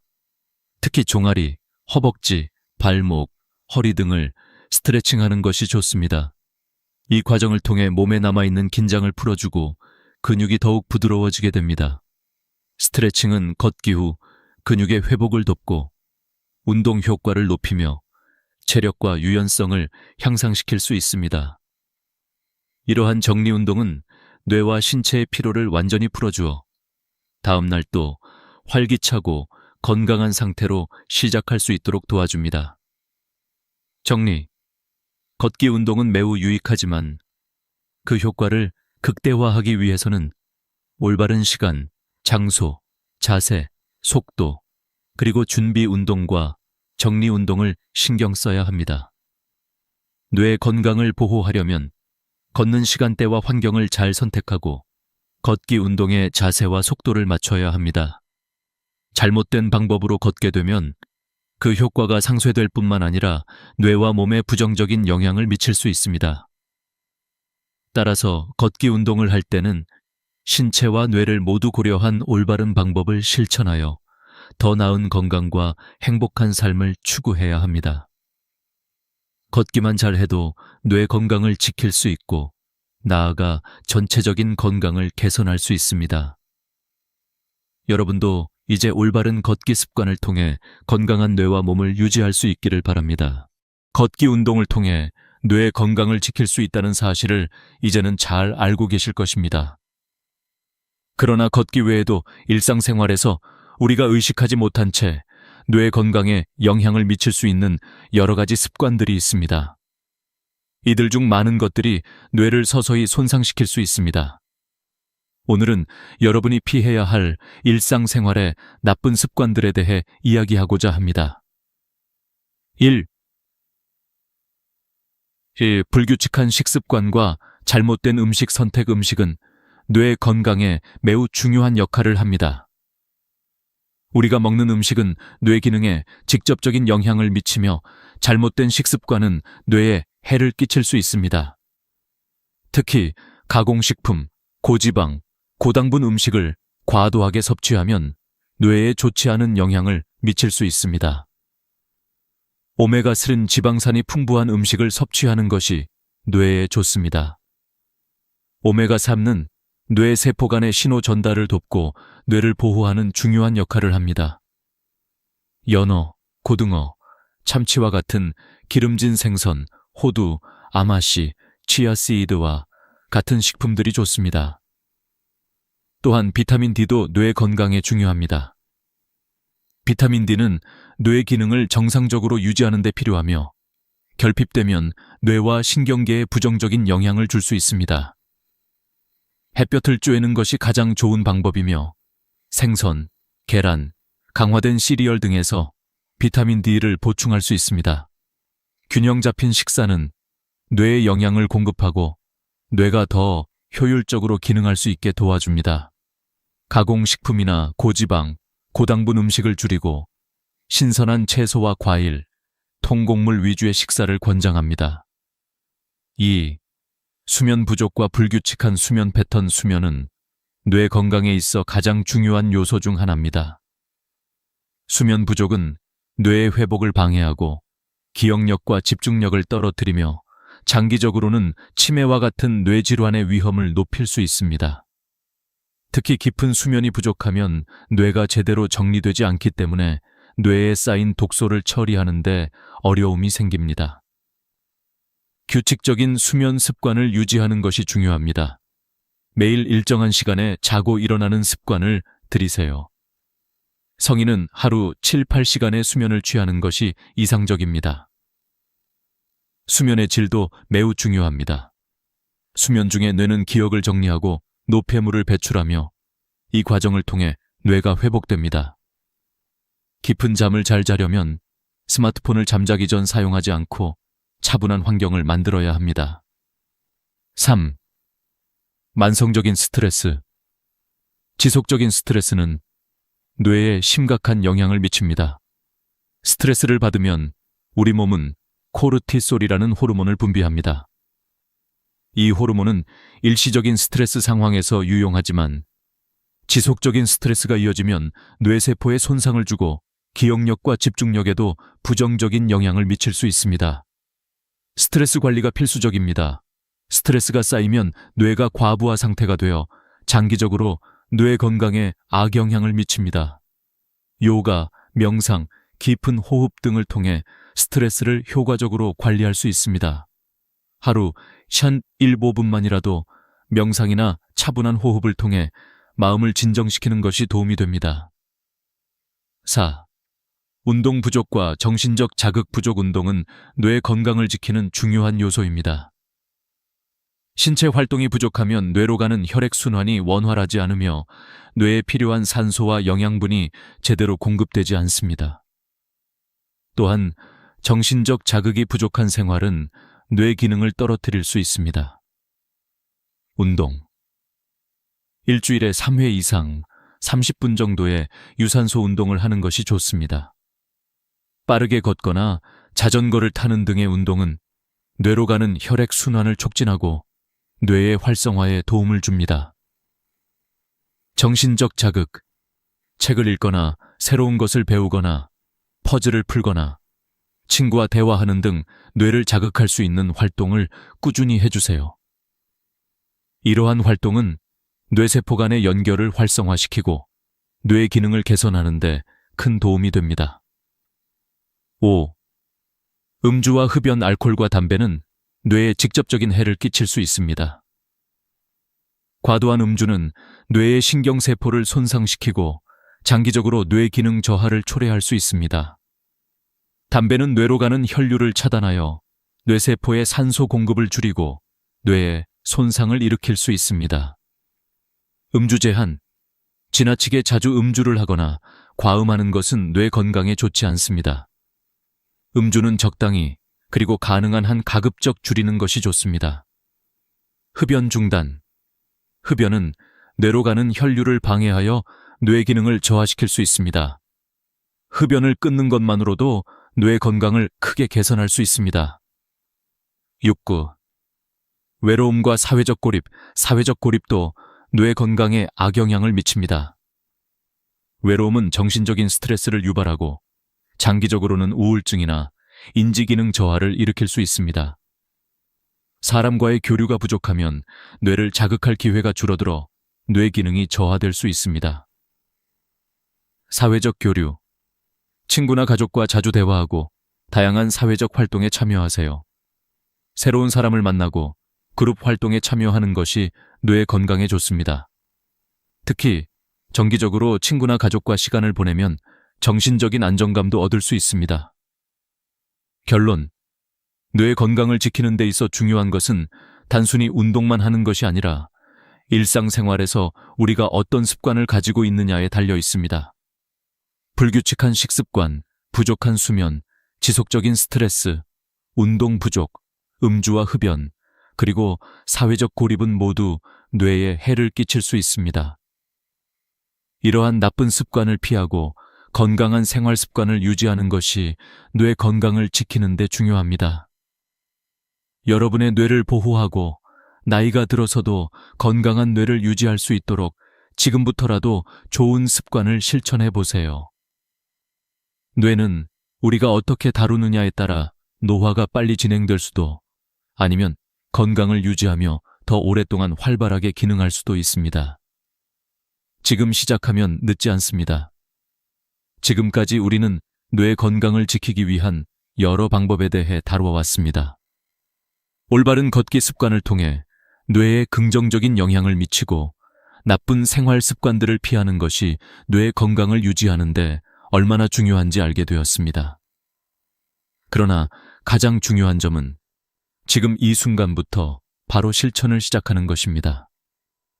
뇌 건강을 위한 변화는 나이가 많고 적음에 상관없이 언제든 시작할 수 있습니다. 많은 사람들이 나이가 들면 뇌 기능이 자연스럽게 저하된다고 생각하지만 사실 뇌는 적절한 관리와 자극이 주어지면 충분히 회복하고 향상될 수 있는 능력이 있습니다. 중요한 것은 어떤 습관을 선택하느냐에 달려 있습니다. 예를 들어 걷기와 같은 간단한 운동, 건강한 식습관, 그리고 꾸준한 정신적 자극이 여러분의 뇌 건강을 지킬 수 있습니다. 작은 변화로 큰 효과를 얻을 수 있다. 우리는 많은 경우 큰 변화만이 효과적이라고 생각하지만 사실 작은 변화들이 더 큰 영향을 미친다는 것을 기억해야 합니다. 뇌 건강을 유지하기 위해서는 시간을 정해놓고 걷기, 식사 후 걷기, 저녁에 가벼운 스트레칭과 같은 작은 습관들이 누적적으로 큰 차이를 만들어냅니다. 이러한 변화들은 단기적인 효과뿐만 아니라 장기적으로 뇌의 기능을 향상시키는 데 도움이 됩니다. 그리고 뇌 건강을 지키는 것은 단지 하나의 방법에 의존하는 것이 아닙니다. 여러 가지 습관을 종합적으로 관리하고 개선해 나가야 뇌의 노화를 방지할 수 있습니다. 우리가 무엇을 먹고 어떻게 운동하며 얼마나 잘 자는지에 따라 뇌가 활발하게 기능할 수 있기 때문입니다. 나이가 들수록 더 중요한 뇌 관리, 특히 나이가 들수록 뇌를 관리하는 것이 더욱 중요합니다. 나이가 많아질수록 뇌는 조금씩 기능이 떨어질 수 있기 때문에 꾸준히 뇌를 자극하고 보호하는 활동을 하는 것이 필수적입니다. 예를 들어 기억력 훈련, 독서, 퍼즐 맞추기, 그리고 친구나 가족과의 대화 등은 뇌를 자극하고 기억력을 유지하는 데 큰 도움이 됩니다. 또한 운동과 식사는 뇌에 긍정적인 영향을 미치는 중요한 요소입니다. 앞서 언급했듯이 오메가3인 지방산이나 비타민 D가 풍부한 음식을 섭취하는 것만으로도 뇌 건강에 큰 도움이 됩니다.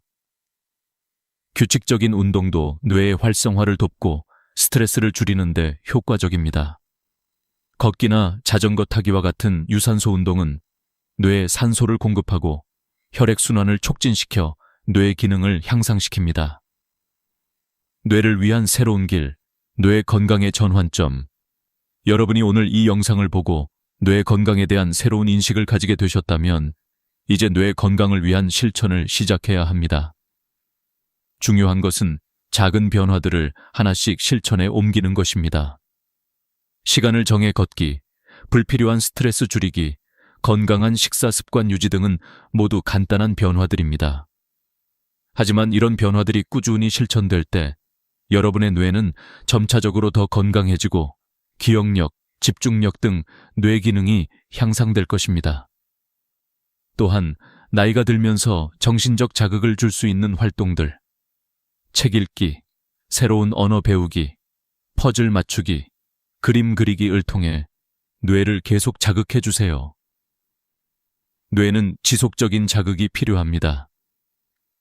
뇌는 새로운 정보나 도전적인 상황을 만날 때 활성화되고 이러한 자극이 뇌의 노화를 늦추고 기능을 유지하는 데 중요한 역할을 합니다.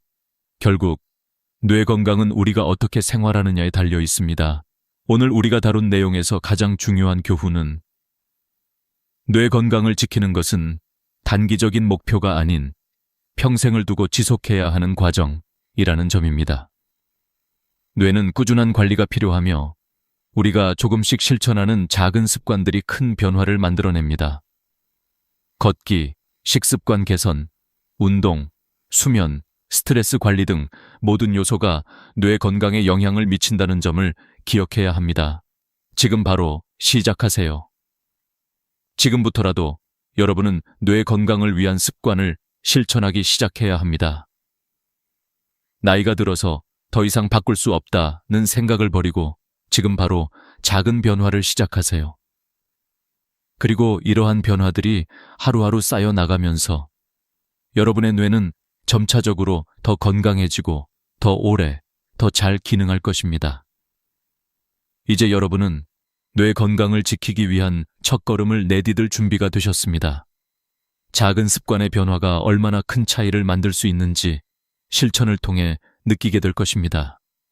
오늘부터 실천하는 작은 변화들이 여러분의 뇌를 보호하고 더 나은 삶을 위한 밑거름이 될 것입니다. 마지막으로 항상 기억하세요. 뇌는 우리가 어떻게 대하느냐에 따라 빛나기도 하고 어두워지기도 합니다. 여러분이 오늘부터 실천하는 이 작은 변화들이 여러분의 뇌를 밝고 건강하게 유지시켜 줄 것입니다. 앞으로도 뇌 건강을 위한 좋은 습관을 계속 실천해 나가세요. 80세라는 나이는 멀리 있는 것처럼 느껴지지만 어느 날 문득 돌아보면 이미 우리 곁에 성큼 다가와 있습니다. 한국 사회는 100세 시대를 말하지만 실제 평균 수명은 80세 초반에서 중반 사이를 오가고 있죠. 문제는 바로 여기서 시작됩니다. 80세를 넘기면서부터 삶의 속도는 예고 없이 바뀝니다. 오늘까지도 괜찮았던 몸이 내일 아침 갑자기 움직이지 않을 수 있다는 두려움, 어제는 쉽게 들던 물건이 오늘은 버겁게 느껴지는 당혹감, 그리고 작은 리모컨조차 손에 힘이 빠져 놓치게 되는 순간이 우리를 기다리고 있습니다.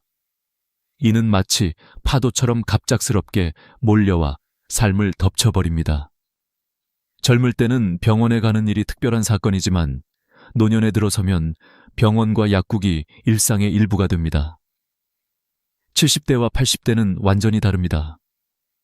70대에 여전히 활발하게 활동하던 분들이 80대가 되자 급격히 기력이 떨어지고 걸음이 느려지고 감각이 둔해지면서 삶의 질이 순식간에 변해버리기도 합니다.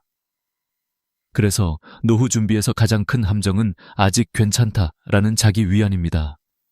몸은 분명히 신호를 보내고 있는데 우리는 그 신호를 무시하거나 미루곤 합니다. 하지만 이 시기를 놓치면 회복은 어렵습니다. 실제로 서울의 한 대학병원 노인의학과 조사에 따르면 80세 이후 낙상으로 인해 입원하는 환자의 비율은 70대의 2배가 넘는다고 합니다. 단순히 넘어지는 문제 같아 보여도 이는 삶의 독립성을 위협합니다. 넘어져 다리가 부러지면 회복까지 몇 개월이 걸리고 그 과정에서 걷는 힘을 완전히 잃는 경우도 많습니다.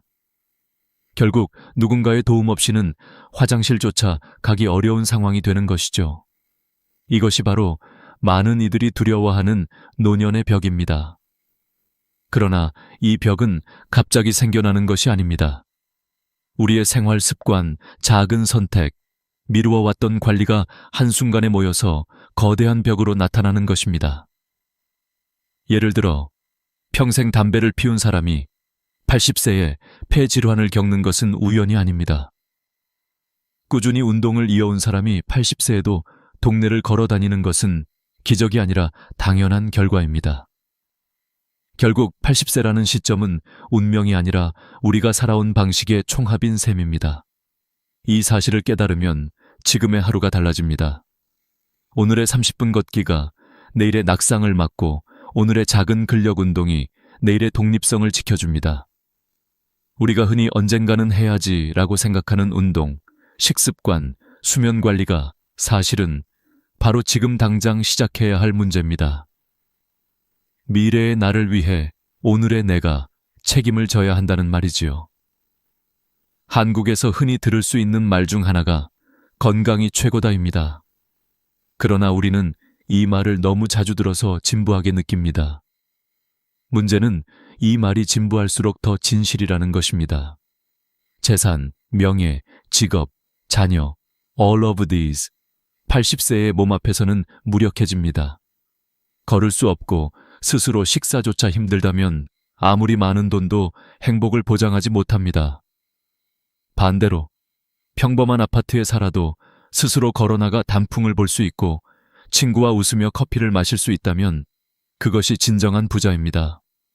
노화는 누구에게나 공평하게 다가옵니다. 하지만 그 속도를 늦출 수 있는 방법은 분명히 존재합니다. 그리고 그 출발선은 바로 지금 이 순간입니다. 80세라는 벽이 무섭게만 느껴질 수 있지만 사실 이 벽은 준비하는 자에게는 하나의 문이 될 수도 있습니다. 준비 없는 사람에게는 벽이지만 준비한 사람에게는 또 다른 세상을 열어주는 문입니다. 어느 노학자는 이렇게 말했습니다. 사람은 나이를 먹는 것이 두려운 것이 아니라 나이 들어 아무것도 준비하지 못한 자신을 마주하는 것이 두려운 것이다. 이 말은 우리 모두에게 울림을 줍니다. 나이를 먹는 건 누구도 피할 수 없지만 준비 여부는 내가 선택할 수 있습니다. 여기서 중요한 깨달음은 노화는 단순히 신체적 문제만이 아니라 정신적, 사회적 문제와도 연결된다는 것입니다. 80세를 넘어서면서 우리는 육체의 한계뿐 아니라 사회적 고립, 정신적 우울과도 맞닥뜨립니다. 배우자를 먼저 떠나보내는 이들이 늘어나고 친구들은 하나둘 세상을 떠납니다. 이 시기에 준비되지 않은 사람은 쉽게 고독과 무력감에 빠집니다. 반면 꾸준히 취미를 즐기고 사람들과 소통하며 긍정적인 마음을 지닌 사람은 그 벽을 훨씬 가볍게 넘습니다. 따라서 오늘 우리가 기억해야 할 첫 번째 진실은 이것입니다. 80세 이후의 삶은 완전히 다르다는 것. 그리고 그 다름을 받아들일 준비가 지금부터 필요하다는 것입니다. 단순히 오래 사는 것이 중요한 것이 아니라 어떤 모습으로 살아갈 것인지가 더 중요합니다.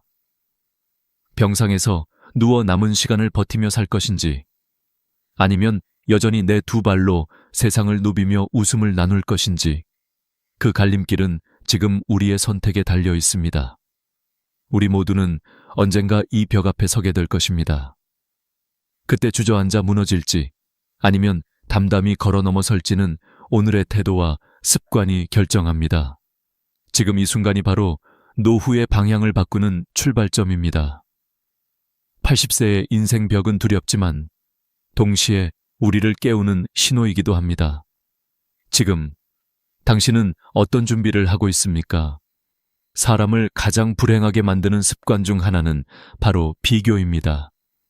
우리는 어려서부터 남과 비교하며 자라왔습니다. 학교에서는 성적을 비교했고 사회에 나와서는 연봉과 집 크기, 자녀의 성취까지 비교 대상이 됩니다.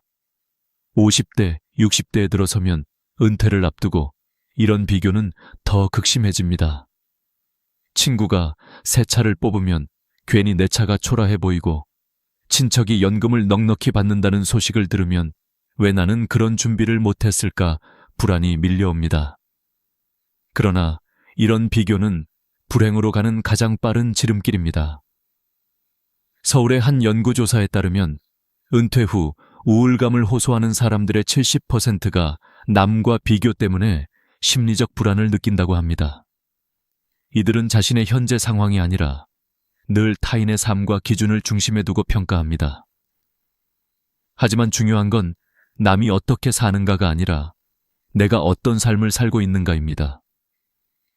비교의 문제는 단순히 감정의 문제가 아니라 생활 전반에 영향을 미칩니다. 모임에서 친구들과 어울리는 게 부담스러워지고 사람을 피하게 되고 결국 사회적 고립으로 이어집니다. 더 심각한 건 뒤늦게 무리한 도전을 하게 만든다는 점입니다. 누군가는 주식과 부동산 투자에 몰두하고 누군가는 익숙하지 않은 사업을 시작합니다. 50대 이후의 모험은 젊은 시절과 다릅니다. 실패를 만회할 시간도 체력도 충분치 않습니다. 결국 큰 손실로 이어지고 노후를 더욱 불안하게 만듭니다. 여기서 중요한 것은 인생의 각 시기마다 역할과 과제가 다르다는 사실입니다. 젊은 시절은 씨앗을 뿌리고 도전하는 시기였다면 50대 이후는 그동안 뿌려놓은 씨앗을 거두는 시기입니다. 그렇기에 이 시기에는 무리한 모험보다는 지켜야 할 것을 지키는 지혜가 필요합니다. 한국 속담에도 남의 떡이 커 보인다라는 말이 있죠. 하지만 그 떡을 따라가다 보면 결국 내 떡마저 잃게 됩니다. 비교 대신 필요한 건 감사입니다. 내가 가진 집이 작더라도 비바람을 막아주는 지붕이 있다는 사실에 감사하고 연금이 적더라도 매달 생활을 이어갈 수 있음에 안도하는 마음이 필요합니다. 한국의 재벌들도 세계적인 거대 부호들 앞에서는 작아질 수밖에 없습니다. 결국 비교의 끝에는 끝없는 허무와 불행만이 남습니다. 실제로 일본의 한 노년 심리학자는 행복한 노인의 공통점으로 자신의 삶에 대한 감사를 꼽았습니다. 연구 결과 내 삶에 만족한다고 응답한 노인의 평균 기대 수명이 그렇지 않은 노인보다 7년 이상 길었다고 합니다. 이처럼 감사는 단순한 마음가짐이 아니라 실제 건강과 수명에도 영향을 미칩니다. 그렇다면 어떻게 비교에서 벗어날 수 있을까요? 첫 번째 방법은 미디어 다이어트입니다. TV와 스마트폰 속에는 끊임없이 남의 잘난 삶이 흘러나옵니다. 화려한 집, 멋진 여행, 고급스러운 음식. 그러나 그것은 남의 삶일 뿐 내 삶의 기준이 될 필요는 없습니다. 두 번째 방법은 작은 성취를 기록하는 것입니다. 오늘 걸은 거리, 읽은 책 한 장, 가족과 나눈 대화 한 줄을 적다 보면 내 삶이 얼마나 풍요로운지 깨닫게 됩니다.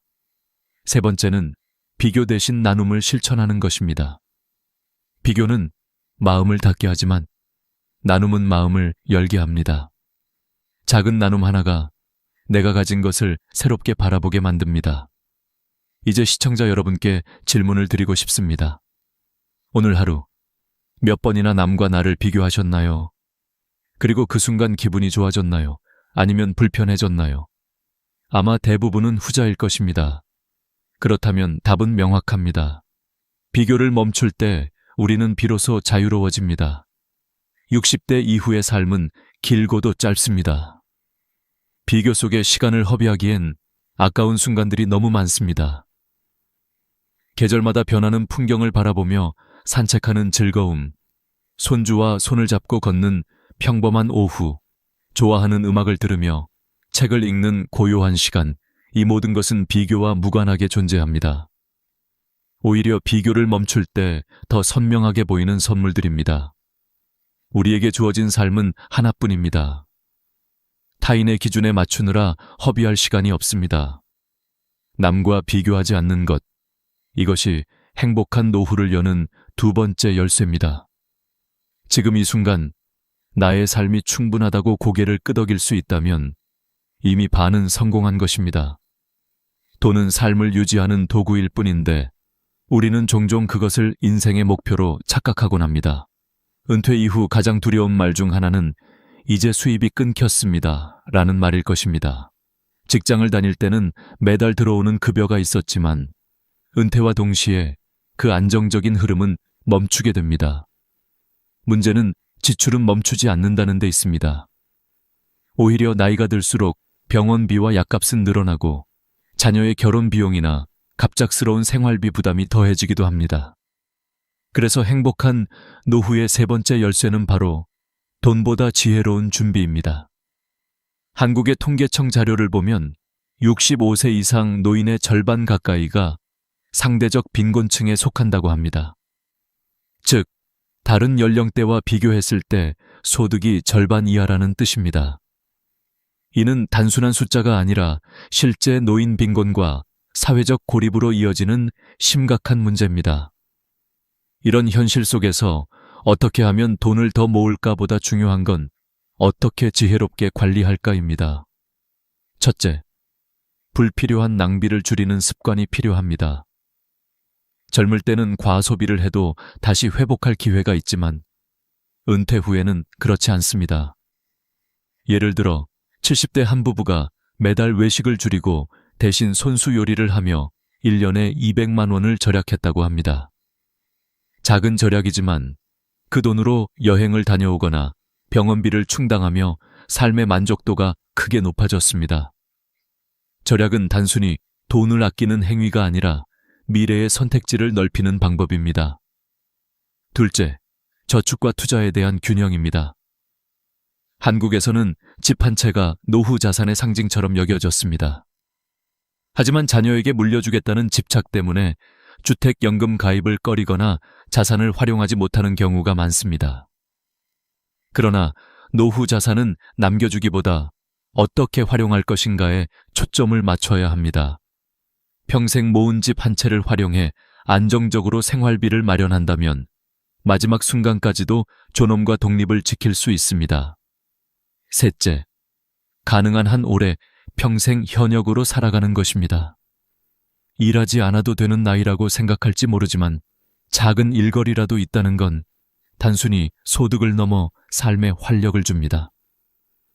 실제로 70대에도 마을 도서관에서 근무하며 책을 정리하는 한 노인은 매달 받는 소득보다도 내가 아직 필요하다는 사실에서 더 큰 기쁨을 느낀다고 말했습니다. 몸을 무리하지 않는 선에서 일을 이어가는 것은 경제적, 정신적 안정 모두에 도움이 됩니다.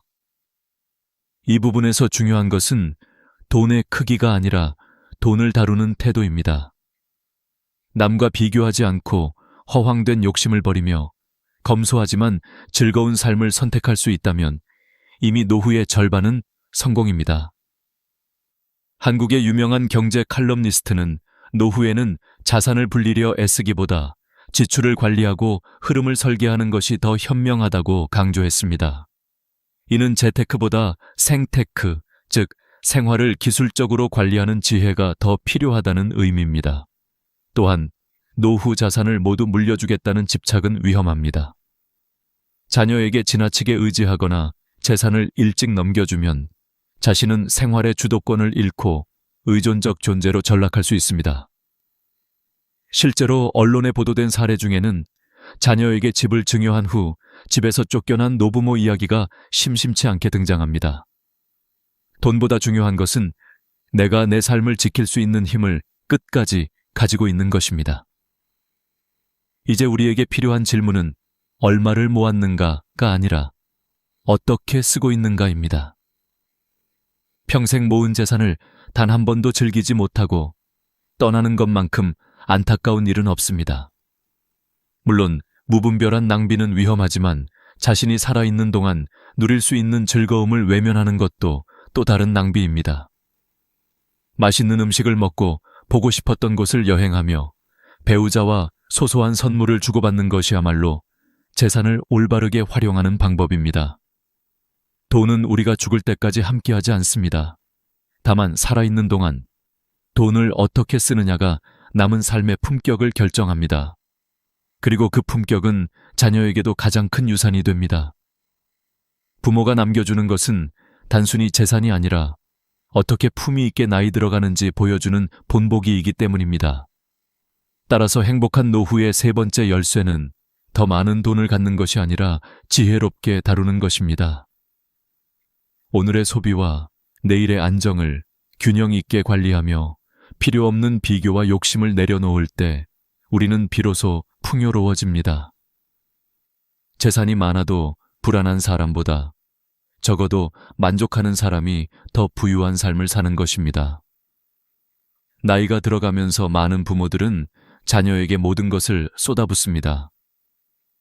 학비를 대주고 결혼을 도와주고 집을 마련해주고 심지어는 은퇴 후에도 생활비를 보태주려 애씁니다.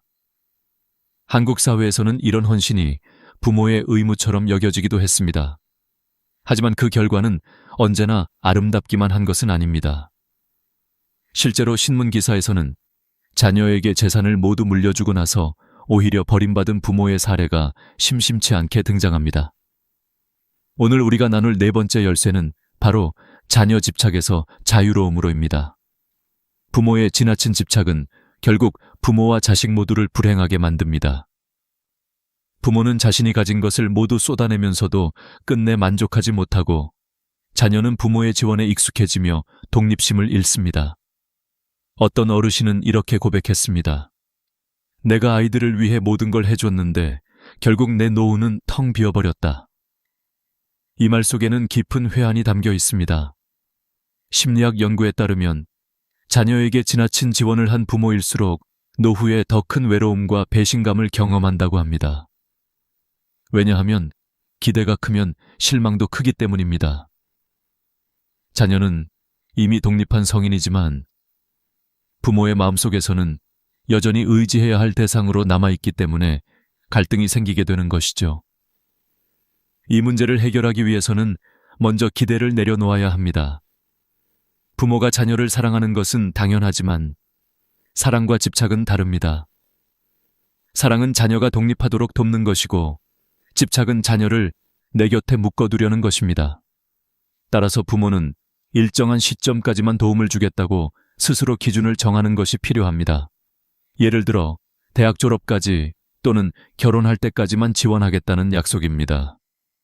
이렇게 하면 자녀도 스스로 설 수 있는 힘을 키울 수 있습니다. 또한 자산을 무리하게 한 번에 물려주기보다는 연금 형태로 전환하는 방법도 있습니다. 매달 일정한 금액이 생활비로 들어온다면 부모는 마지막까지도 자립적인 삶을 유지할 수 있습니다. 실제로 국민연금공단 조사에 따르면 연금을 받는 노인들의 정신적 안정감은 그렇지 않은 노인보다 월등히 높다고 합니다. 이는 단순한 금전적 문제를 넘어 내가 여전히 내 삶을 통제할 수 있다는 심리적 안정에서 비롯됩니다. 그리고 자녀와의 관계에서도 변화가 필요합니다. 자녀를 끝까지 품 안에 두려 하지 말고 독립적인 인격체로 인정해야 합니다. 어떤 어머니는 이렇게 말했습니다. 나는 이제 아이들 인생의 조연일 뿐이다. 주연은 그들의 몫이다. 이 깨달음은 부모와 자녀 모두를 자유롭게 만듭니다. 부모는 더 이상 자녀에게 집착하지 않고 자녀는 부모를 부담스럽게 여기지 않습니다. 한국의 전통 가치관 속에서는 효가 매우 중요한 덕목이었습니다. 하지만 시대가 변하면서 효의 형태도 달라졌습니다. 과거에는 부모를 직접 모시는 것이 효였다면 이제는 부모가 스스로 존엄을 지키며 살아갈 수 있도록 존중하는 것이 진정한 효가 되었습니다. 그러기 위해서라도 부모 스스로 자녀에게 과도하게 의지하지 않고 자립을 유지하는 태도가 필요합니다. 여기서 한 가지 더 중요한 사실이 있습니다. 자녀에게 모든 걸 주고 나면 부모 자신이 잃는 것은 단순히 돈이 아닙니다. 바로 삶의 의미와 자존감입니다. 내가 쓸 돈도 없고 내가 결정할 권한도 없다면 결국 남은 건 무력감뿐입니다. 노년의 이런 무력감은 곧 우울증으로 이어지며 심리적 건강을 크게 해칩니다. 그러므로 우리가 선택해야 할 길은 분명합니다. 자녀를 사랑하되 집착하지 말 것, 돕도에 모든 것을 쏟아내지 말 것, 자녀에게 기대는 순간 부모는 자유를 잃습니다. 오히려 부모가 당당히 자기 삶을 살아갈 때 자녀는 더 큰 존경심을 품습니다. 이제 스스로에게 물어보아야 합니다. 나는 자녀에게 어떤 부모로 남고 싶은가? 모든 것을 주었지만 결국 원망만 남는 부모인가? 아니면 스스로의 삶을 지켜내며 끝까지 존엄을 유지하는 부모인가? 그 답은 결국 내 선택에 달려 있습니다. 행복한 노후의 네 번째 열쇠는 바로 여기 자녀 집착에서 벗어나는 데 있습니다. 사람들은 흔히 오래 사는 것을 축복이라 말합니다. 그러나 실제로는 오래 사는 것이 곧 행복을 보장하지 않습니다. 중요한 것은 얼마나 오래 사느냐가 아니라 얼마나 건강하게 사느냐입니다. 그래서 다섯 번째 열쇠는 바로 건강과 체력, 마지막 자산입니다. 서울대학교 의과대학 연구에 따르면 75세 이후 만성질환을 2가지 이상 겪는 비율은 60%에 달합니다. 하지만 주목해야 할 점은 질환의 개수가 늘어날수록 삶의 만족도는 기하급수적으로 떨어진다는 것입니다. 예를 들어 고혈압과 당뇨만 가진 노인은 여전히 산책을 즐길 수 있지만 여기에 관절염과 치매가 더해지면 일상생활의 독립성은 급격히 무너집니다. 결국 건강이 무너지면 남은 재산도 사회적 지위도 심지어 가족관계마저 지켜낼 수 없습니다. 특히 60세 이후에는 근육이 핵심입니다. 많은 분들이 여전히 체중 감량에 집착합니다. 그러나 의학적으로는 체중보다 근육량이 더 중요합니다. 한국노인학회의 보고서에 따르면 허벅지 근육이 두꺼운 노인은 그렇지 않은 노인보다 낙상 위험이 절반 이하로 줄어든다고 합니다. 간단한 테스트 방법도 있습니다. 양손 엄지와 검지로 동그라미를 만들어 종아리 가장 두꺼운 부분을 감싸보세요. 손가락이 닿지 않는다면 근육이 충분한 상태이고 반대로 손가락이 맞닿거나 겹쳐진다면 근육이 부족하다는 신호입니다. 이 단순한 테스트가 노쇠의 경고등이 될 수 있습니다. 건강을 지키기 위해 가장 효과적인 방법은 규칙적인 운동입니다. 하지만 여기서 중요한 건 과도한 운동이 아니라 꾸준한 운동입니다. 하루 30분 걷기, 가벼운 근력 운동, 계단 오르기 같은 일상 속 작은 움직임이 쌓여 80세 이후를 지탱합니다. 실제로 90세에도 혼자 장을 보러 다니는 어르신들의 공통점은 거창한 운동이 아니라 매일 꾸준히 움직였다는 사실입니다. 식습관도 중요합니다. 나이가 들수록 입맛이 줄고 소화력이 떨어집니다. 그래서 많은 노인들이 칼로리 섭취를 줄이는데 이는 오히려 근육 손실을 가속화시킵니다. 단백질 섭취를 늘리고 채소와 과일을 균형 있게 섭취하며 수분을 충분히 마시는 것이 기본입니다. 미국의 한 노인 영양학 연구에서는 매일 체중 1kg당 1개 단백질을 섭취한 노인들이 그렇지 않은 그룹보다 근감소증 위험이 현저히 낮았다고 발표했습니다. 한국인의 식단에 맞게 콩, 두부, 생선, 계란 같은 단백질 식품을 적극적으로 활용하는 것이 필요합니다. 그리고 또 하나 간과하기 쉬운 부분은 바로 자세입니다. 허리가 굽고 어깨가 말리면 단순히 외모의 문제가 아니라 호흡 기능과 소화 기능에도 영향을 줍니다. 하루 5분 거울 앞에서 자신의 자세를 확인하고 벽에 등을 붙여 바르게 서는 습관만으로도 큰 차이를 만들 수 있습니다. 자세는 단순한 습관이지만 삶의 활력과 자신감을 결정짓는 중요한 요소입니다. 건강을 지키는 것은 단지 개인의 문제가 아니라 가족 전체의 문제이기도 합니다. 부모가 아프면 자녀도 고통을 함께 짊어져야 합니다. 하지만 부모가 건강하다면 자녀와의 관계는 오히려 더 행복해집니다. 어떤 의사는 이렇게 말했습니다. 부모의 건강은 자식에게 줄 수 있는 가장 큰 유산이다. 이 말은 단순한 은유가 아닙니다. 실제로 건강한 부모를 둔 자녀는 정서적 안정감이 높고 사회적 관계에서도 긍정적인 영향을 받는다고 합니다. 결국 건강은 노후의 마지막 자산입니다. 집, 돈, 명예는 남에게 빼앗길 수 있지만 건강은 스스로 지키는 한 내 편입니다. 물론 완벽하게 병을 피할 수는 없습니다. 그러나 늦게 병에 걸리고 병에 걸리더라도 빨리 회복할 수 있는 몸을 만드는 것은 우리의 선택에 달려 있습니다. 이제 스스로에게 물어야 합니다. 나는 오늘 내 몸을 위해 무엇을 했는가? 30분이라도 걸었는가? 단백질이 포함된 식사를 했는가? 자세를 바르게 유지했는가? 답이 예라면 그것만으로도 내일의 건강은 한 걸음 더 가까워집니다. 노년의 행복은 결국 몸이 지켜줍니다. 건강은 단순한 수명이 아니라 자유를 주는 힘입니다. 자유롭게 걷고, 자유롭게 먹고, 자유롭게 웃을 수 있다면 그것이야말로 진짜 부자입니다. 그러니 오늘부터라도 내 몸을 위해 가장 작은 실천을 시작해야 합니다.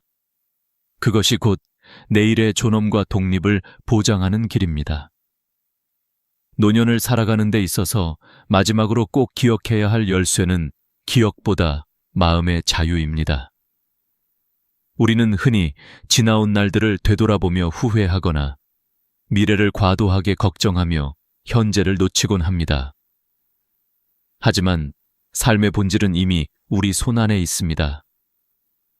인생을 단순하게 바라볼 수 있는 용기, 필요 없는 짐을 덜어낼 수 있는 지혜, 이것이야말로 품위 있는 노후의 비밀입니다. 삶에는 반드시 잊어도 좋은 것들이 있습니다. 젊은 시절의 치열한 경쟁, 남과의 끝없는 비교, 지나간 실패와 상처, 그리고 이미 떠나간 사람들에 대한 집착까지 이런 것들을 계속 붙잡고 있으면 결국 현재의 행복은 사라집니다. 경제학에서 말하는 파레토 법칙, 즉 20대 80 법칙을 떠올려 보세요. 인생에서 진짜 중요한 것은 20%에 불과합니다. 가족과 함께 밥을 먹을 수 있는 시간, 스스로 걸을 수 있는 두 다리, 좋아하는 음악과 책을 즐길 수 있는 자유, 이것만 지켜진다면 나머지 80%는 잊어도 괜찮습니다. 실제로 호주의 한 연구팀은 노인들이 죽음을 앞두고 가장 많이 후회하는 5가지를 조사했습니다. 놀랍게도 그 목록에는 돈을 더 벌지 못했다는 항목은 없었습니다. 대신 내가 원하는 삶을 살지 못한 것, 가족과 시간을 더 보내지 못한 것, 내 감정을 표현하지 못한 것, 친구들과 관계를 지키지 못한 것, 스스로 행복을 더 허락하지 못한 것이 있었습니다. 결국 우리가 잊지 말아야 할 것은 물질적 성취가 아니라 마음의 자유와 인간관계였습니다. 이제는 용서할 때도 되었습니다. 나를 힘들게 했던 사람들을 용서하고 동시에 내가 저질렀던 실수도 스스로 용서해야 합니다. 용서는 상대방을 위한 것이 아니라 결국 나 자신을 위한 것입니다. 마음에 묶여있는 응어리를 풀어내는 순간 우리는 훨씬 가볍고 자유로워집니다. 또 하나 중요한 것은 사랑을 표현하는 일입니다. 한국 사회에서는 감정을 드러내는데 서툰 사람들이 많습니다. 하지만 나이가 들수록 사랑한다는 말은 더 자주, 더 분명히 전해야 합니다. 배우자에게, 자녀에게, 친구에게, 그리고 자신에게까지. 사랑은 표현할수록 커지고 나누는 만큼 삶은 따뜻해집니다. 실제로 노인 복지 연구에 따르면 사랑을 주고받는다는 감각을 자주 경험하는 노인들이 그렇지 않은 노인보다 우울감이 현저히 낮다고 합니다. 삶을 풍요롭게 만드는 또 하나의 열쇠는 놀이입니다. 어른이 되면서 우리는 놀이의 가치를 잊어버립니다. 하지만 배우자와 함께하는 산책, 친구들과의 소소한 모임, 취미를 즐기는 순간들 모두가 인생의 놀이입니다. 놀이야말로 스트레스를 풀고 웃음을 되찾게 해줍니다. 노년의 품격은 거창한 업적이 아니라 이런 소소한 즐거움 속에서 피어납니다. 여기서 우리는 다시 한번 본질을 바라봐야 합니다. 인생은 결국 지금 이 순간입니다. 어제는 이미 돌아오지 않고 내일은 아직 오지 않았습니다. 중요한 건 오늘입니다. 내가 살아있다는 것, 숨을 쉴 수 있다는 것, 누군가와 대화를 나눌 수 있다는 것, 이것만으로도 감사할 이유는 충분합니다. 지금 이 순간을 소중히 여길 수 있다면 그 자체가 행복입니다. 그래서 노년의 진정한 교훈은 이렇습니다. 삶을 단순하게 하라. 남과 비교하지 말고 불필요한 욕심을 버리고 건강을 지키며 사랑을 표현하고 용서를 배우라. 그리고 남은 시간 동안 웃음을 잃지 말라. 이것이 우리가 후회 없는 마지막 장을 써 내려가는 방법입니다. 시청자 여러분, 이제 스스로에게 질문해 보시길 바랍니다. 나는 지금 내 삶을 내 기준으로 살고 있는가? 아니면 여전히 타인의 시선에 매달려 시간을 흘려보내고 있는가? 그 답을 찾는 순간 인생의 후반전은 훨씬 자유롭고 행복해질 것입니다. 오늘 이야기가 여러분의 마음에 작은 울림이 되었기를 바랍니다. 긴 여정을 함께 해주셔서 감사합니다. 구독과 좋아요를 눌러주시면 앞으로도 더 많은 지혜와 이야기를 나눌 수 있습니다. 여러분의 노년이 따뜻하고 품격 있게 빛나기를 진심으로 기원합니다.